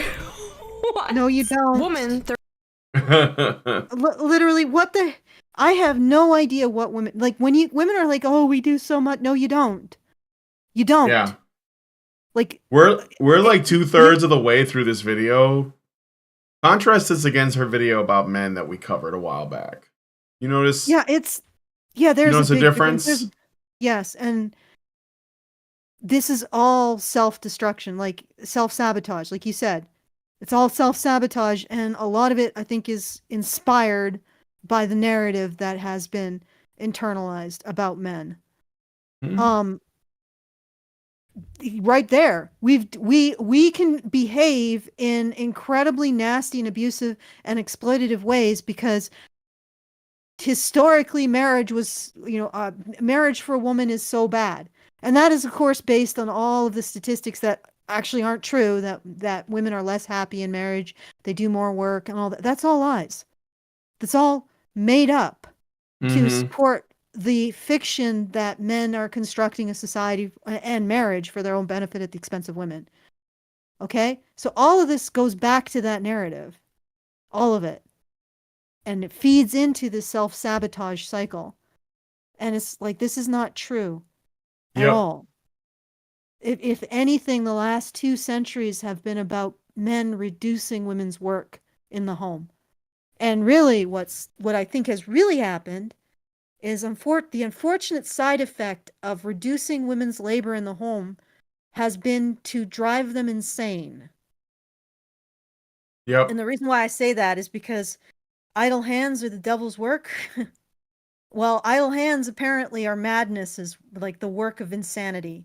Because when you don't have a job to do, I guess the feeling of uselessness overtakes your brain and you do insanity, like feminism. Mm-hmm. Like literally, last 2 centuries, the Industrial Revolution, all of the revolution, and all of the domestic machines removed and took the domestic sphere from one of production and labor to one of consumption. Right?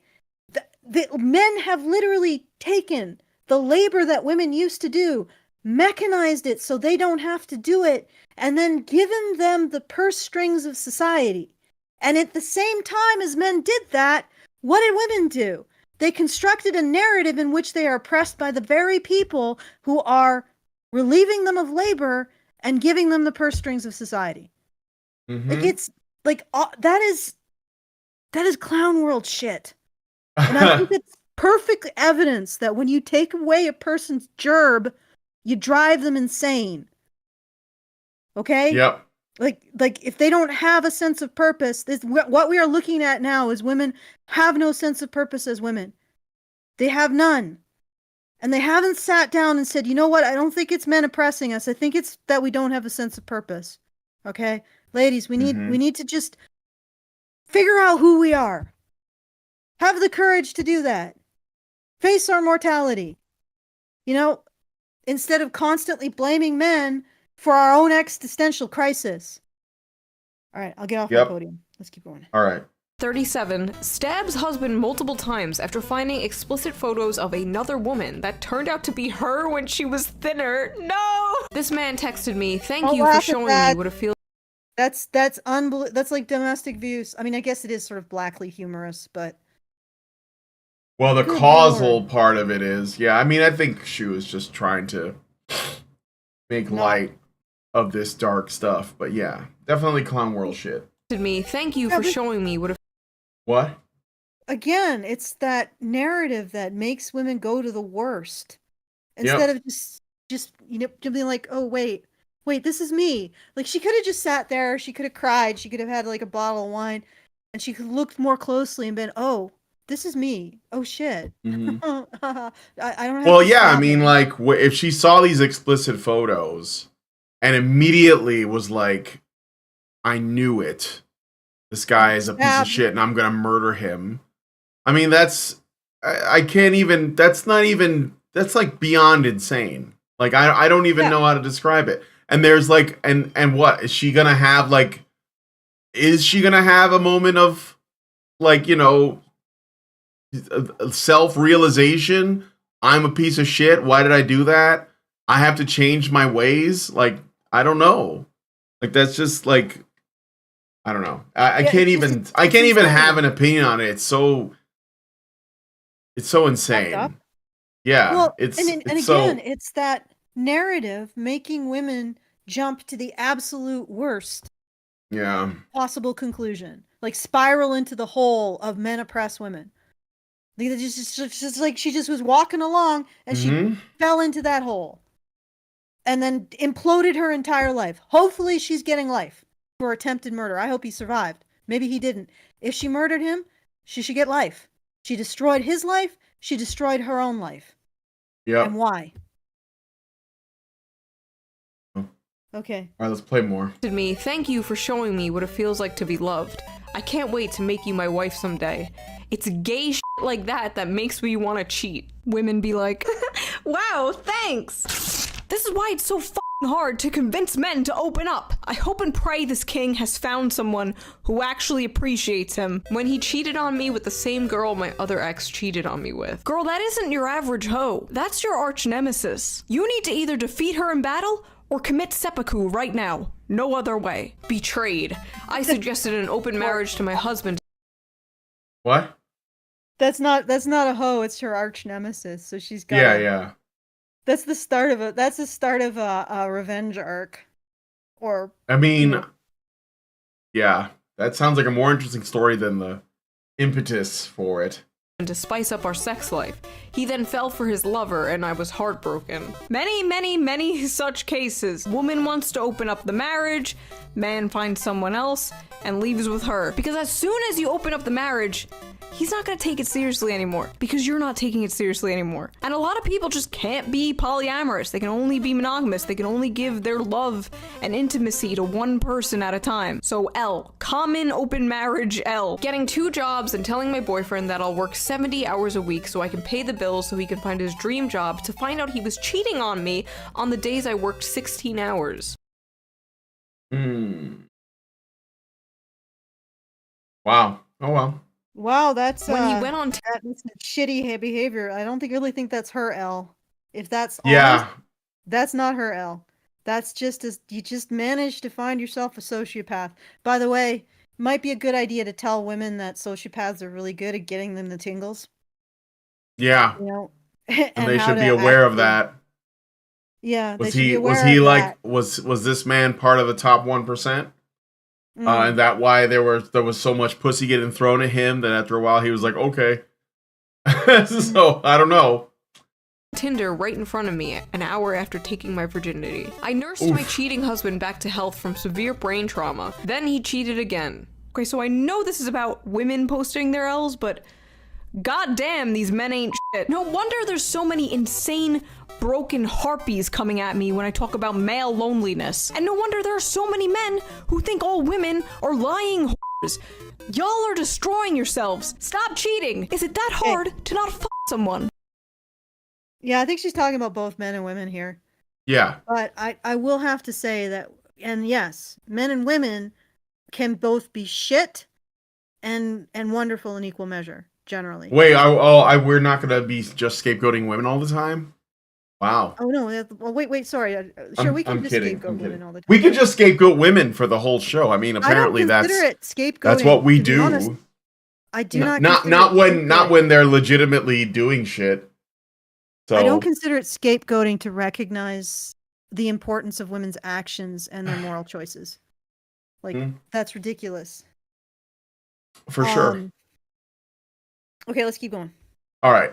Coffee's in the chat for women, guys. guys. Okay. I don't think so. Look at my audience. Full of people who haven't done that. I mean, the whole time I was seeing him, I was kind of just using it as a psychology experiment. I didn't really like the guy. I more just wanted to see if I could break his heart. Tucker, you're It was wearing. So did you break his heart then? Just a wee bit. I hope I did a little damage. Demon! Ugh. Yeah, it's gross. Does she realize that top is not Not flattering. Not flattering. is not flattering? No. Like, I don't know who it would be Demon! flattering on. Huh? I don't know who it would be flattering on. That top could make an anorexic look. You fat. know, I think a lot of these girls that end up on these podcasts, like the whatever podcast, I think a lot of them go on there to promote their own platforms. Like they're just there to market themselves. Come watch so- me be stupid in another Yeah. medium. Or and then go to my OnlyFans or whatever. I honestly, that's what I think they're doing. They're just good going. Lord. That's why they're Can I okay say with something? like coming across as stupid or like bimbos because they're like just see an opportunity to get more attention, and it works. I mean, look at that girl. What's her name? There was a girl who had red hair. She was like on the whatever podcast, extremely obnoxious, but overly sexualized I don't watch to the it, point. so I can't really help. Yeah, I know. I don't remember her name. It doesn't matter. Nala, that's her name. And then she viral for all the wrong reasons. Then she goes on social media and she's like, I found Jesus and everything's better now. And then she gets to go on Daily Wire and all this other stuff. It's like, wow, that's good for your platform too. And look, I mean, if you have changed your ways and reformed, that's great, whatever. But I'm, pardon me if I'm a little skeptical of the fact that the attention gasoline has run out over here, so you're just changing gears and finding God, and now you're getting a whole new stream of attention from a whole different group of people. And I mean, it's just I'm sorry, but there's nothing humble about it, and it's I think that's why they go on those podcasts. I think it's just to make a name for themselves, to become famous for saying stupid shit, and then they just go from there. That's what I think. Mhm. Yep. So, All right, let's keep going. all right. Gone, vile woman! Congratulations, you have created another person with trust issues. People like this should be in jail. People like this should be in prison. People like this should be thrown in the pit. Remembering the time he came home and told me Right to jail, She's right away. created more than that one man with trust issues. Women like this Mhm. playing these games are the reason why 10% of men in 1 year are no longer looking. Yep. 1 year. It's gone, or 2 years, maybe. 2 years, gone down 10%. It's not just that men are frustrated with all the hoops they have to jump through. It's because they look at what they get after jumping through all those hoops and they say, it's not worth it. Yep. I am bi, and I would not want this in my life at all. Mm-hmm. So I understand that men do not want this in their lives. And unfortunately, these are the women who are the most vocal. And of course, you got the I guess the men on the other side, the so-called Andrew Tate fans or whatever, the red pillars. They also are not very attractive. However, they are a reaction to this. Men didn't start the ball rolling.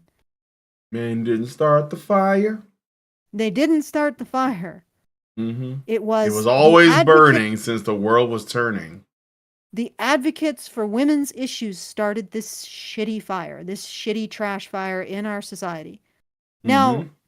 honestly, it probably goes even deeper than that because it's probably a narrative that was very effective for certain things that needed to happen. But still, if we want to actually, and this is what's so frustrating about this. I got into it. You were actually party to this conversation on Twitter because you came in at the end. And I'm like, I'm against the narrative that men oppress women. And this individual was like, well, why are you polarizing men and women? Why are you pushing them further apart? I'm like, dude, I'm not There the is a one who's guy doing this. Yeah, there's a guy that's responding to my tweets on Twitter, and I need a fucking legend and a translator to like help me figure a cipher to help me figure out what the fuck they're saying, because I don't know if they hate me or they agree with me. I can't tell. It's so I just ignore it. I don't know. I swear to God. I need like tidbits of thought. Yep, I need somebody to like decipher it. Somebody commented on a post, and it was Braille, and I was like, "How does this work?" Like there was a Braille, but it's on a fucking screen. Like what? I don't know what it says. I have to translate that. It just crazy, dude. Weird. Okay. People are weird online. All right, I'm gonna play more. Go ahead. By opposing the narrative that men oppress women, it does not mean that I am driving men and women further apart. How does that work? Like, how? Yeah. Like, I'm saying this is driving men and women further apart. How dare you drive men and women further apart? What? Yeah. Identifying the problem is contributing to the problem. Yeah, identifying the problem is making the problem. Are you okay? No, your unexamined bullshit has to leave this conversation. Okay, let's get we can continue. All right. He cheated on me, so I slept with him and made him tell me I was better. When I found out my boyfriend was cheating on me, instead of breaking up, he had me and the other girl give speeches on why he should stay with either of us, and when he chose me, I took him out to dinner and got him thank you presents. So this is exactly she won, but like that's why that's why her face is the way it is, because you see, this is women falling into this intersexual competition with men that actually have the luxury of making women compete with each other over them, and then they do it and they win, and they're like, what the fuck did I just do? But it's like, this is what you wanted.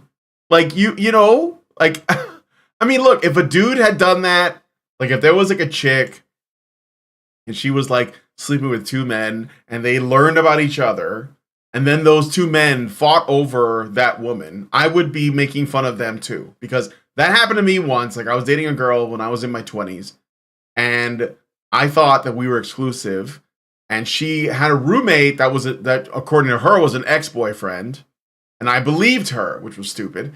And then later I found out that he was not an ex-boyfriend, and on top of that, he wasn't aware of me.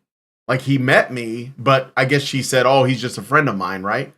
So what I did was I went to the apartment when she wasn't there, because she was out with another dude, like a third guy, and I talked to the ex-boyfriend, or to the boyfriend. I said, "Look, she's playing us both, and I want you to know that, because I thought that she was single, but she's not, and I'm not cool with this." And he said, "Oh yeah, I respect that." And like, he and I hung out, and then like he called her up on the phone and confronted her, and I was like in the room. I was like, "Yeah, we're both here. We know what's going on," you know. And she was really upset and crying and shit. And I just like I shook the guy's hand and I left, because I wasn't gonna be a fucking sucker like that. Like, even though I was pretty naive, I was like 25 or something, 24 at the time.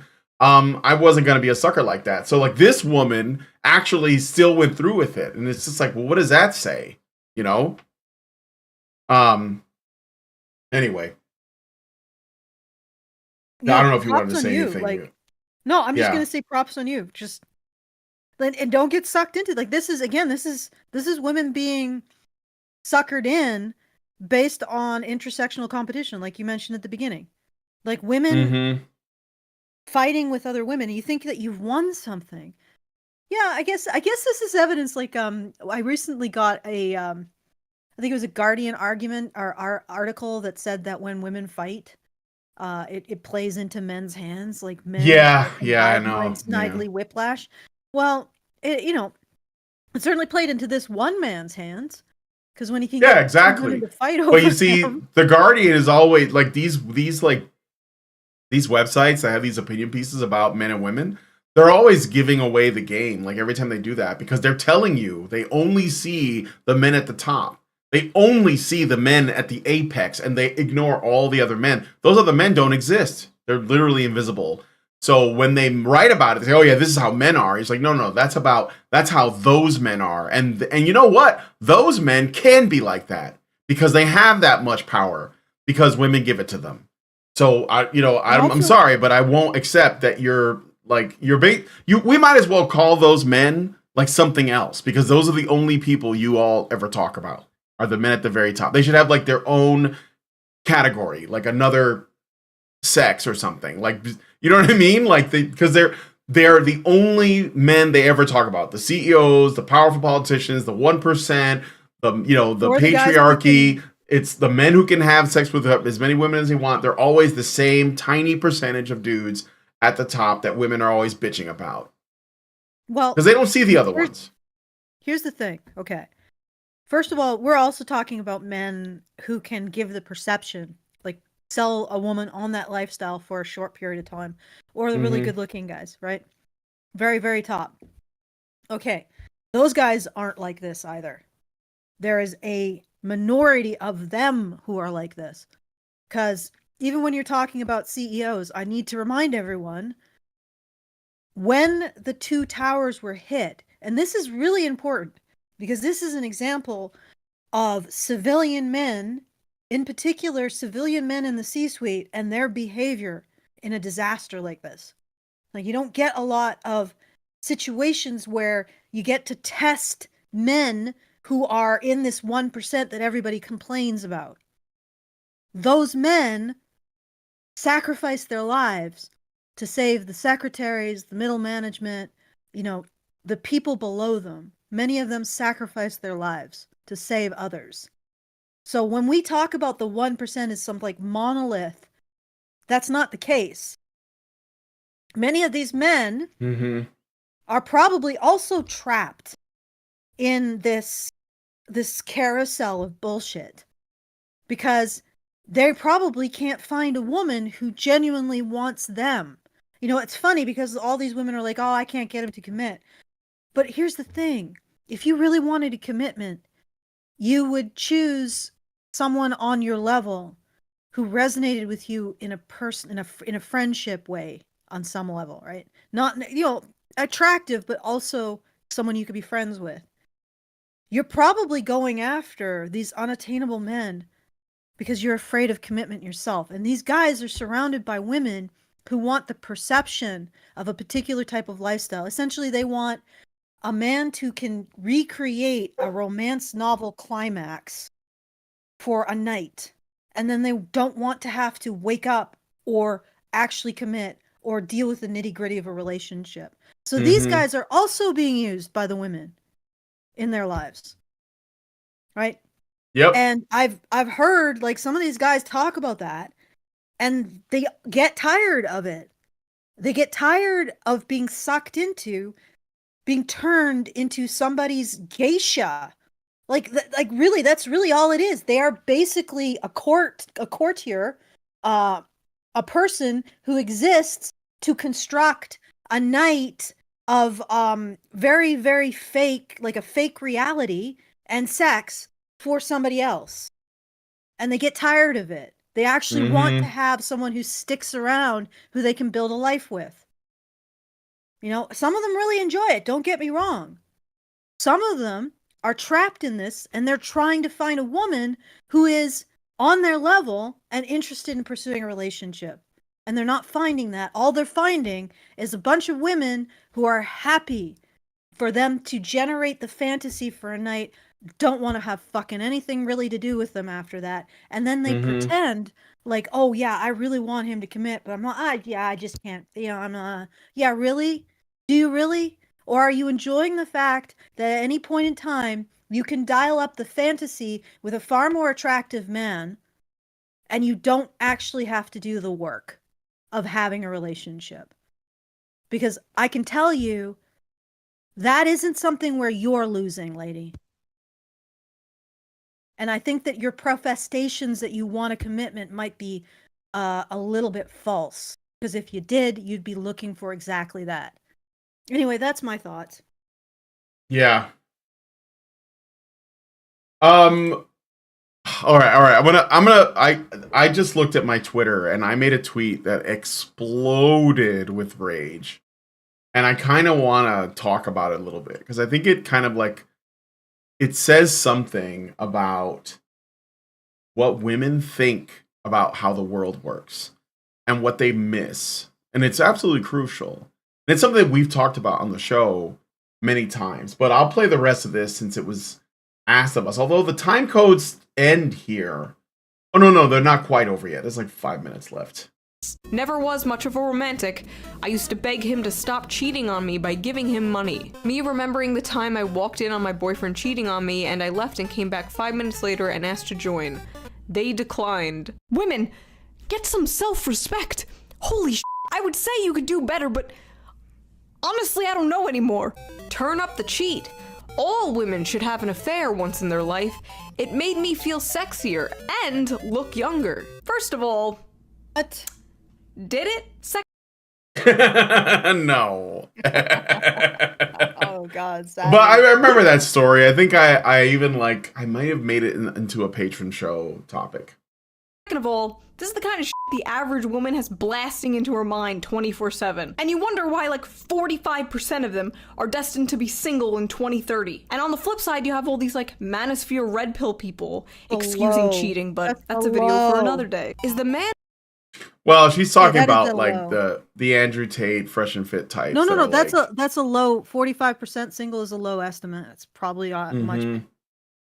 Especially considering the rate at which men are opting out of this entire situation, which is Mhm. like honestly, that is not a good sign because men who have opted out of the idea of ever having family, they don't see a point to anything beyond themselves, beyond this Yeah. generation. Yeah. And that is not the sign of a society that's going to exist in a generation. But the other thing is that, I mean, she's sort of right about the red pill justifying cheating, at least from what I've seen.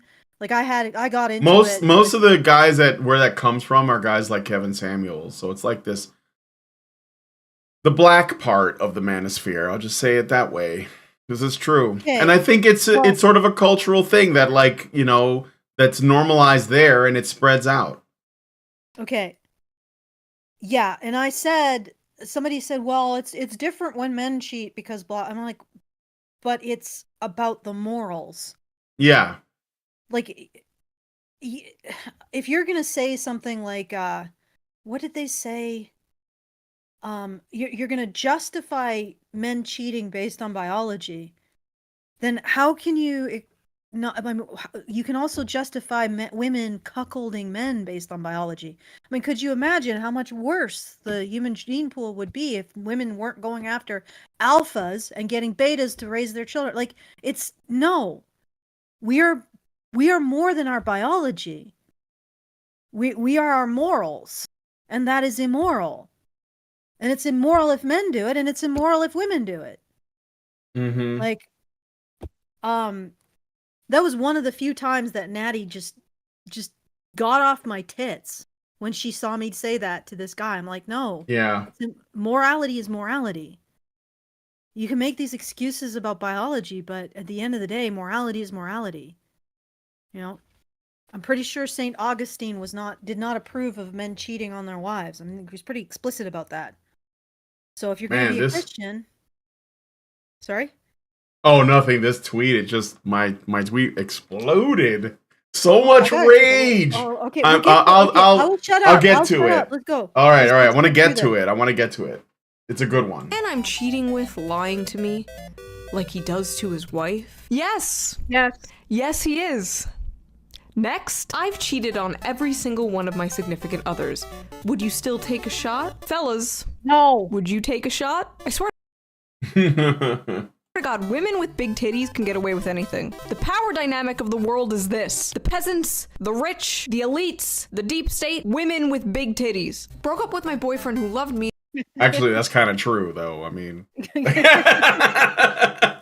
there's a lot of truth in more truth than Shu probably understands. Like, the deep state serves titties, like, at the end of the day. The double D state. The double deep state. They serve the titties, but they don't have to be big. All titties are good. Okay, but anyway. Sips tea. So I could hook up with my coworker that I've had a huge crush on since forever, who just got out of a 3.5-year relationship. All to get pumped and dumped. Thinking about how my perfect first boyfriend... Well, I mean, like, dude, he was on the rebound. Like, what did you expect? Come on now. Yeah, don't do that. Yeah, don't do that. Not if you want something serious. Hey, we have a yellow devil in the chat. Ooh, nice. I like the reference. Okay. Who was nice and bought flowers and gifts and planned surprise dates and never followed girls on social media, and how I dumped him because I was bored and went off to date men who literally abused and cheated on me, LMAO. Thinking about the time I left a man who would do anything to make me happy for a literal bum.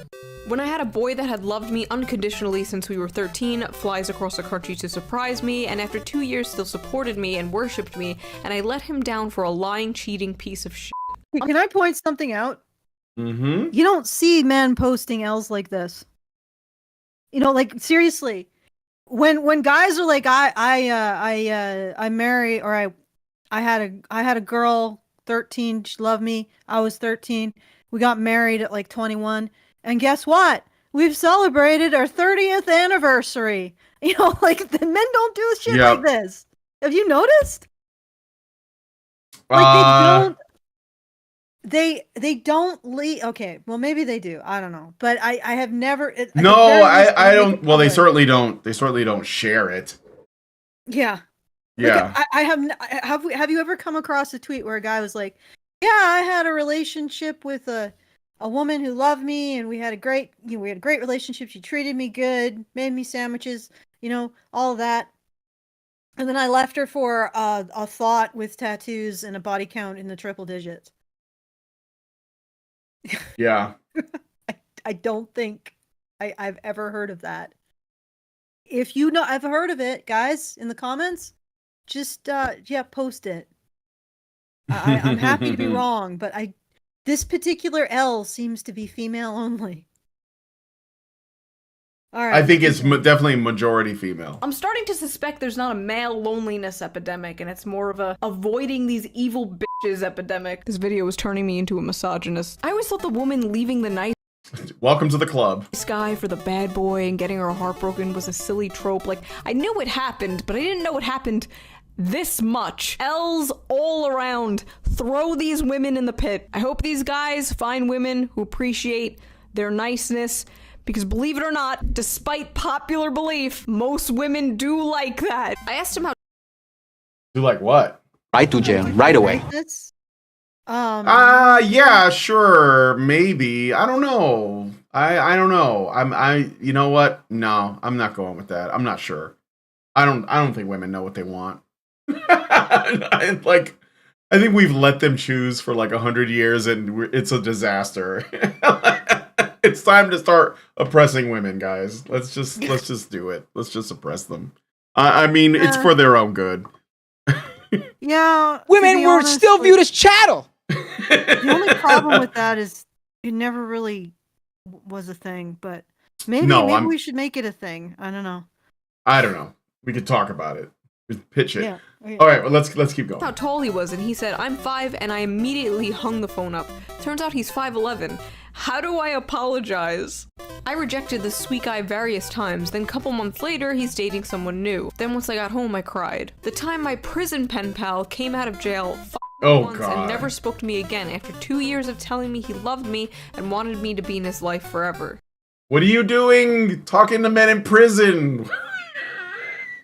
What is it with women and violent felons? Like, what? Prison is not. Oh man, You know, that's not society saying you should be wanting to be with these men.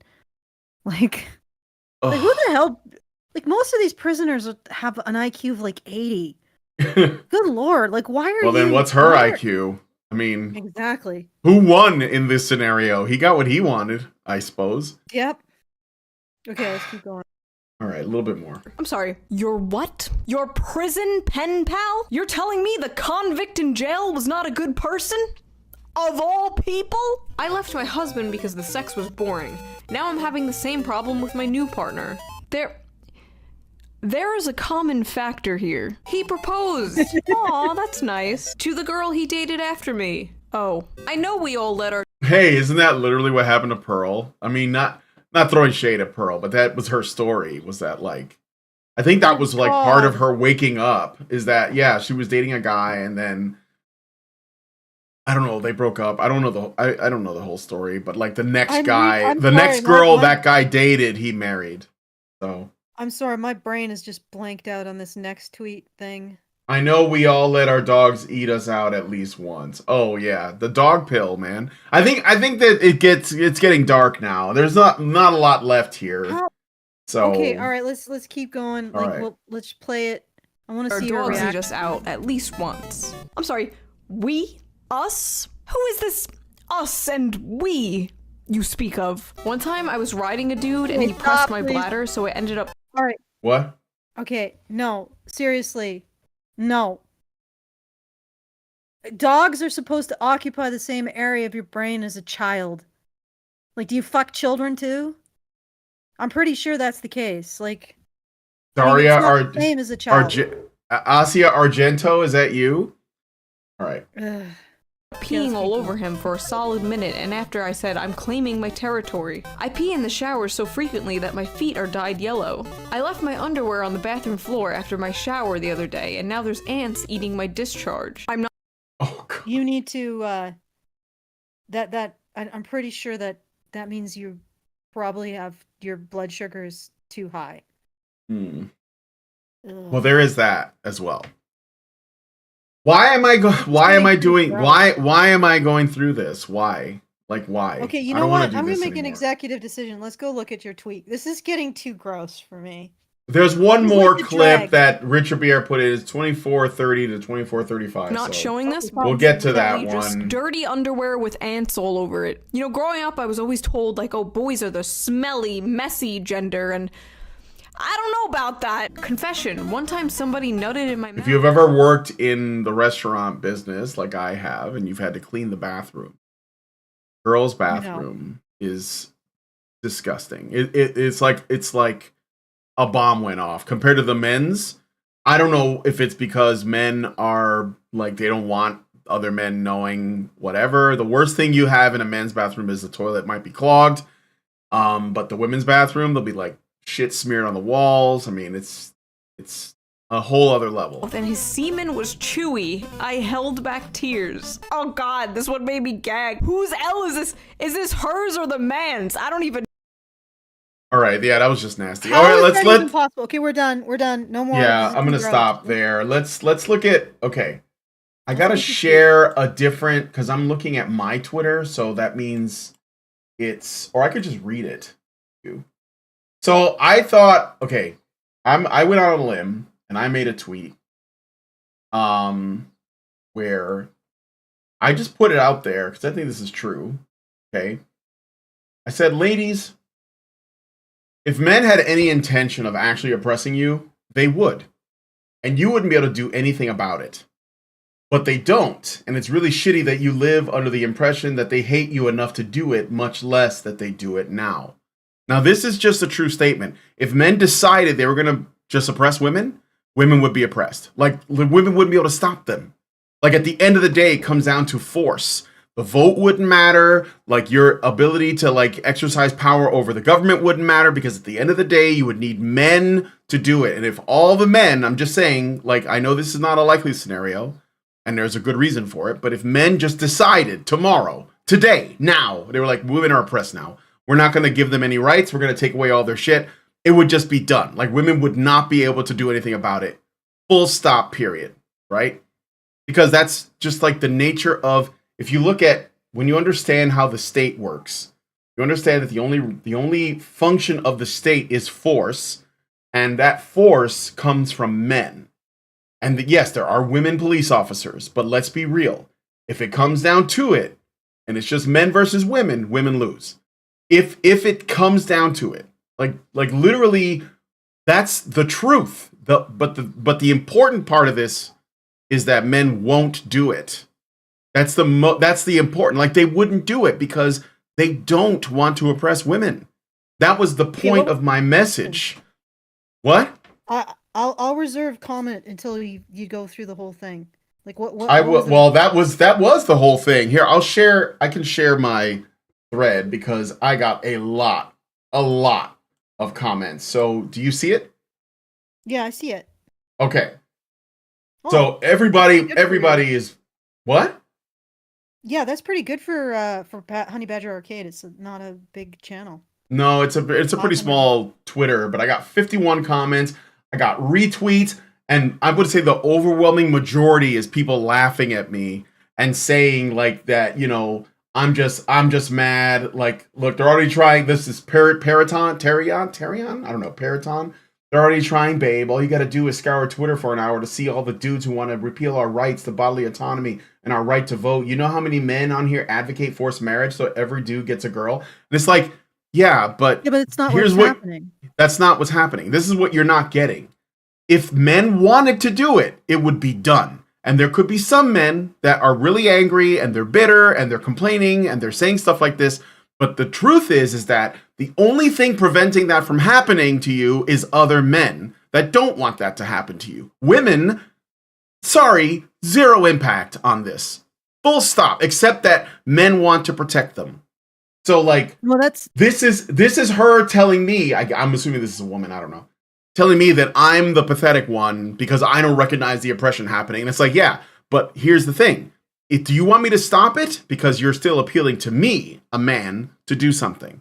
Like at the end of the day, everything that these women ask for, feminist or otherwise, it is coming from men. Like you have to appeal to men to get what you want in every instance. That's unavoidable, right? Like, yeah, like it there. And so when you sit here and say men hate us, it's like, no, because if we did, you would know it. You know what I mean? Like that's, there would be no question. There would be no question. No, you wouldn't be allowed to have an opinion on it. Like you wouldn't be talking about it. Look, I'd argue the only men looking to oppress women are trans women. No, trans women are just trying to like live a life. I think most of the time they're just like, well, I think that I would be hated less if I did this, right? Yeah.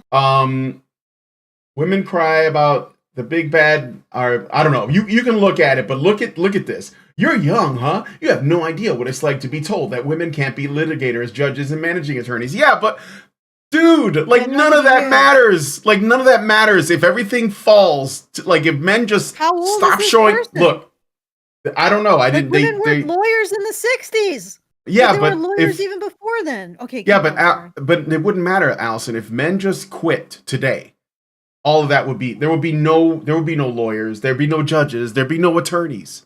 Like it would be gone. We'd be like living in Mad Max and the women would just be slaves. Like that's what would happen if men just decided it was going to happen. Like that's what I'm saying. Like because like everything that we're doing in our modern world, everything that we do is something that we agree to do. It's all based in voluntarism. The law, you know, our politics, the way that we arrange our society, it's all voluntary for the most part until it isn't. And so like, if women are going to keep doing this shit, it's like men are still putting up with it. Like they're still putting up with it. All right. Let me put this. I'll give my opinion on this. They have a particular framework in which men are the alpha and omega of society. In that framework, yes, men determine whether or not you have rights. But that's a framework. If you step outside that framework, you realize that benefiting and providing for women is such an essential part of men's identity that if you told men, you got to go harm what you consider to be your women, they may actually just prefer to kill themselves. And to say that men would do these horrible things to women is ignoring the psychological breaks that are put on men to doing these things to women. Like men define themselves by providing and protecting for women. Mm-hmm. Like that's how they define themselves. So to go against that is almost like a self-death for men, as far as I can tell. And I know guys are like, oh, I personally don't, you know, I'm not defined by, but then you're not the average man. You know, and this is something that I had to contend with over years. Like because I am truly a misogynist. You know, I'm okay with the idea of just getting rid of all women and replacing them with sex bots. I don't care. But I realized that men don't want to do that because they define themselves so deeply by providing and protecting for women, right? So, but Yeah. in the feminist framework, you're 100% right. The only thing that's stopping women from being subjugated is men. But here's the thing, what Yeah. is men? Men is defined by that which provides and protects for women. So men may have a stranglehold on the physical aspects of society, but they're doing it for women, which is why this narrative works in the first place, because men identify with providing and protecting for women, they respond to a narrative in which they're told they're not doing it. And what do? Yeah. They try to fix what this person has said is the problem. Like, and so it's like you're 100% right within the feminist framework, but when you step out of that framework, you realize it's just not going to happen. Like that's, you know, women are not going to lose their rights in this society. It's just not going to happen. 100% I can tell you that that's not going to happen. I'm going to tell you what is going to happen. What do you mean right? what's not going to happen? That men are going to oppress women all of a sudden? No, that women, yeah, that's not going to happen. Men are not going to oppress women all of a sudden. No, of course not. Yes, there No. will be arguments over when life begins. That's not oppression of women. This is what's going to happen. The men of this society who have invested their identity in providing and protecting women in the way that this society presents that. So this society says you provide and protect for women by granting them rights and by basically caping for their own personal failings. That's how this society has structured men's identity in relation to their desire to protect and provide for women. To the moment that this society implodes, the majority of men in it will be continuing to try to protect and provide for women in the way that they're taught. Mm-hmm. But what's going to happen is that the rest of men will be so psychologically shut down and abused and terrorized by the narrative that men oppress women in this society, they won't be able to do anything at all. Okay? This narrative is going to shut those men down. There will always be a minority that reacts negatively, but even the red pill guys still define themselves by being attractive to women. Like, they don't get away from that. And they excuse women's bullshit by saying, well, that's just the way women are. You have to accept it, men. Okay? So they still define themselves by being attractive to women, and they still excuse women's bullshit. So what's the difference? Yep. The whole spectrum of men, the response is, red pill men, we still care about women finding us desirable. We still excuse their bullshit. Traditional men are to blame. We excuse women's bullshit. We need to still protect and provide for women. Men in the middle, I just want to make my woman happy. Men will do this till the end of our civilization. Okay?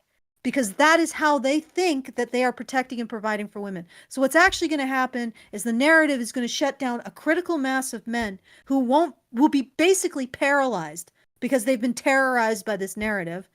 Our society will crunch and will cease to function. We'll either import too many freaking immigrant men because our men aren't functioning, and those immigrant men will have absolutely no loyalty to the society as it is, or the women in it. Okay, that is going to be a source of problems. The fact that we are basically hitting men's off switch in our society, making it impossible for them to continue, that's going to cause problems.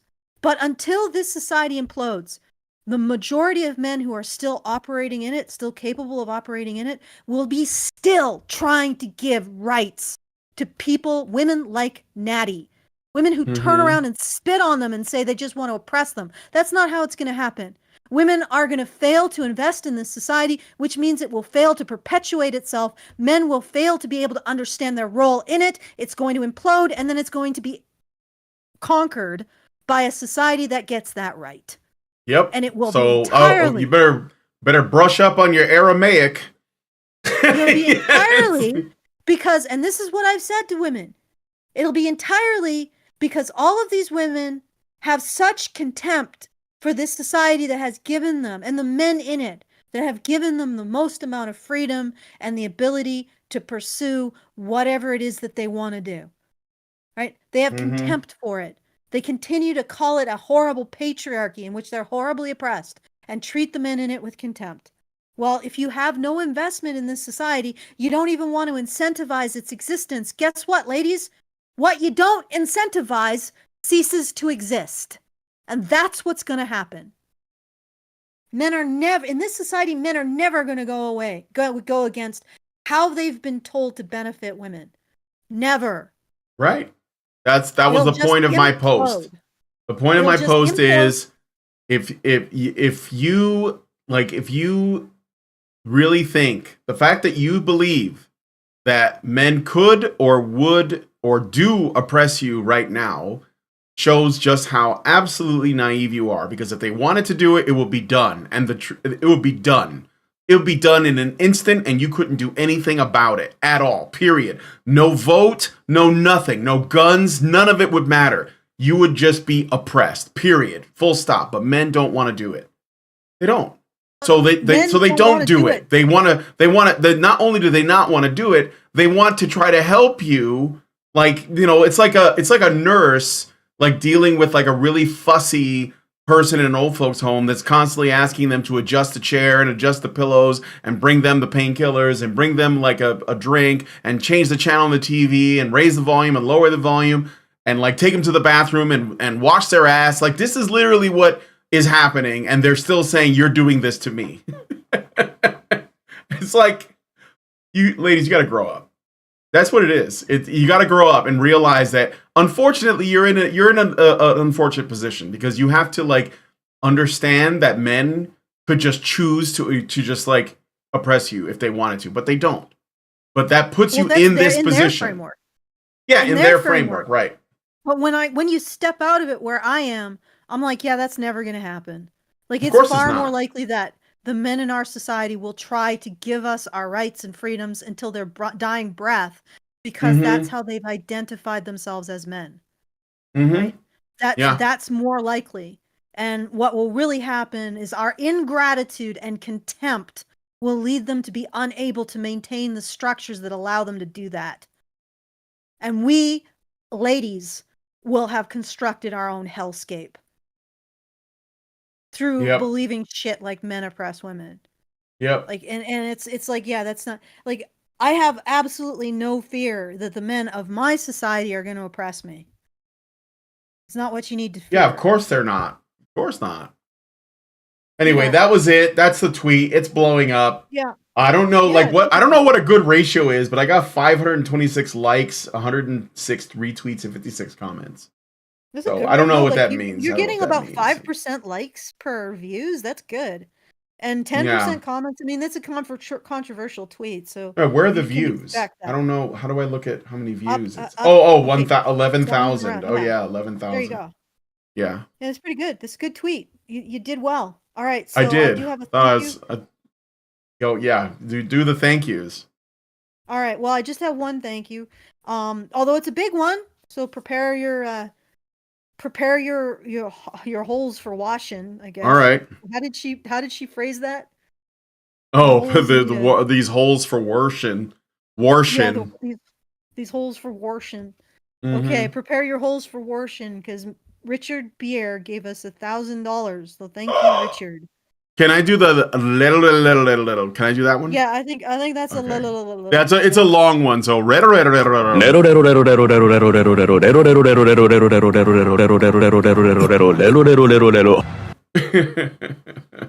good. Yeah. All right. So we have some songs Beatsabering to do. That was substantial. I was not really expecting that. So thank you, Richard. Very much appreciated. Yeah, I really appreciate it. I don't know if I have a sound that's good enough to match that. Yeah. So hopefully, I can't even say that. Hopefully that sound was good enough. Yeah, for sure. All right. So we got. Thank you. Songs. Come again. I actually think that we can't really go. Well, you know what? I could, because we also got some songs from Le French. Oh wait, you know what? We should probably say our piece now. So if you've been enjoying this content, please help us out. Monthly fundraiser at feedthebadger.com/support. Very much appreciated. If you're listening to this after, you can send us a Super Chow at feedthebadger.com/just the tip. Yeah, I remember. Feedthebadger.com/just the tip. And if you want to join us in our community and enjoy the after shows, you can do so at feedthebadger.com/subscribe. Very much appreciated. You got 3 ways to help us out. All of them, very much appreciated. Thank you. Thank you again to Richard BR. Thank you to everybody who supported us with the Super Chows. We're going to go into the Beatsaber portion, so we're not actually going off anywhere. Right. We are still going to be here, but this is where we would sort of, maybe Cut it put off. a dividing line.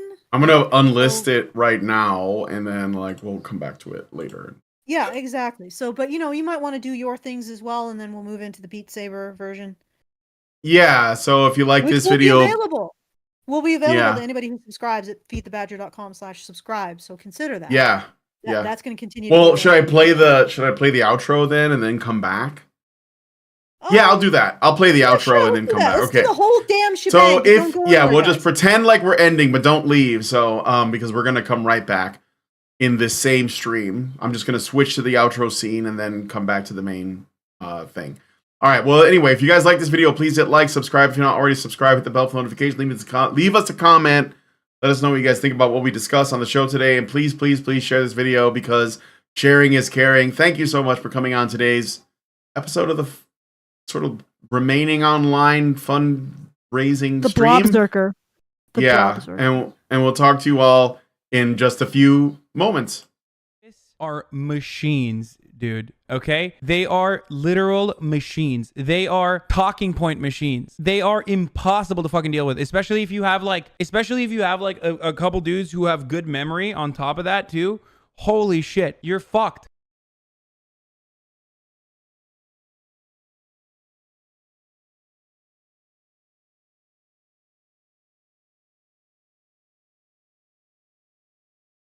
Outro. It's over. We're back.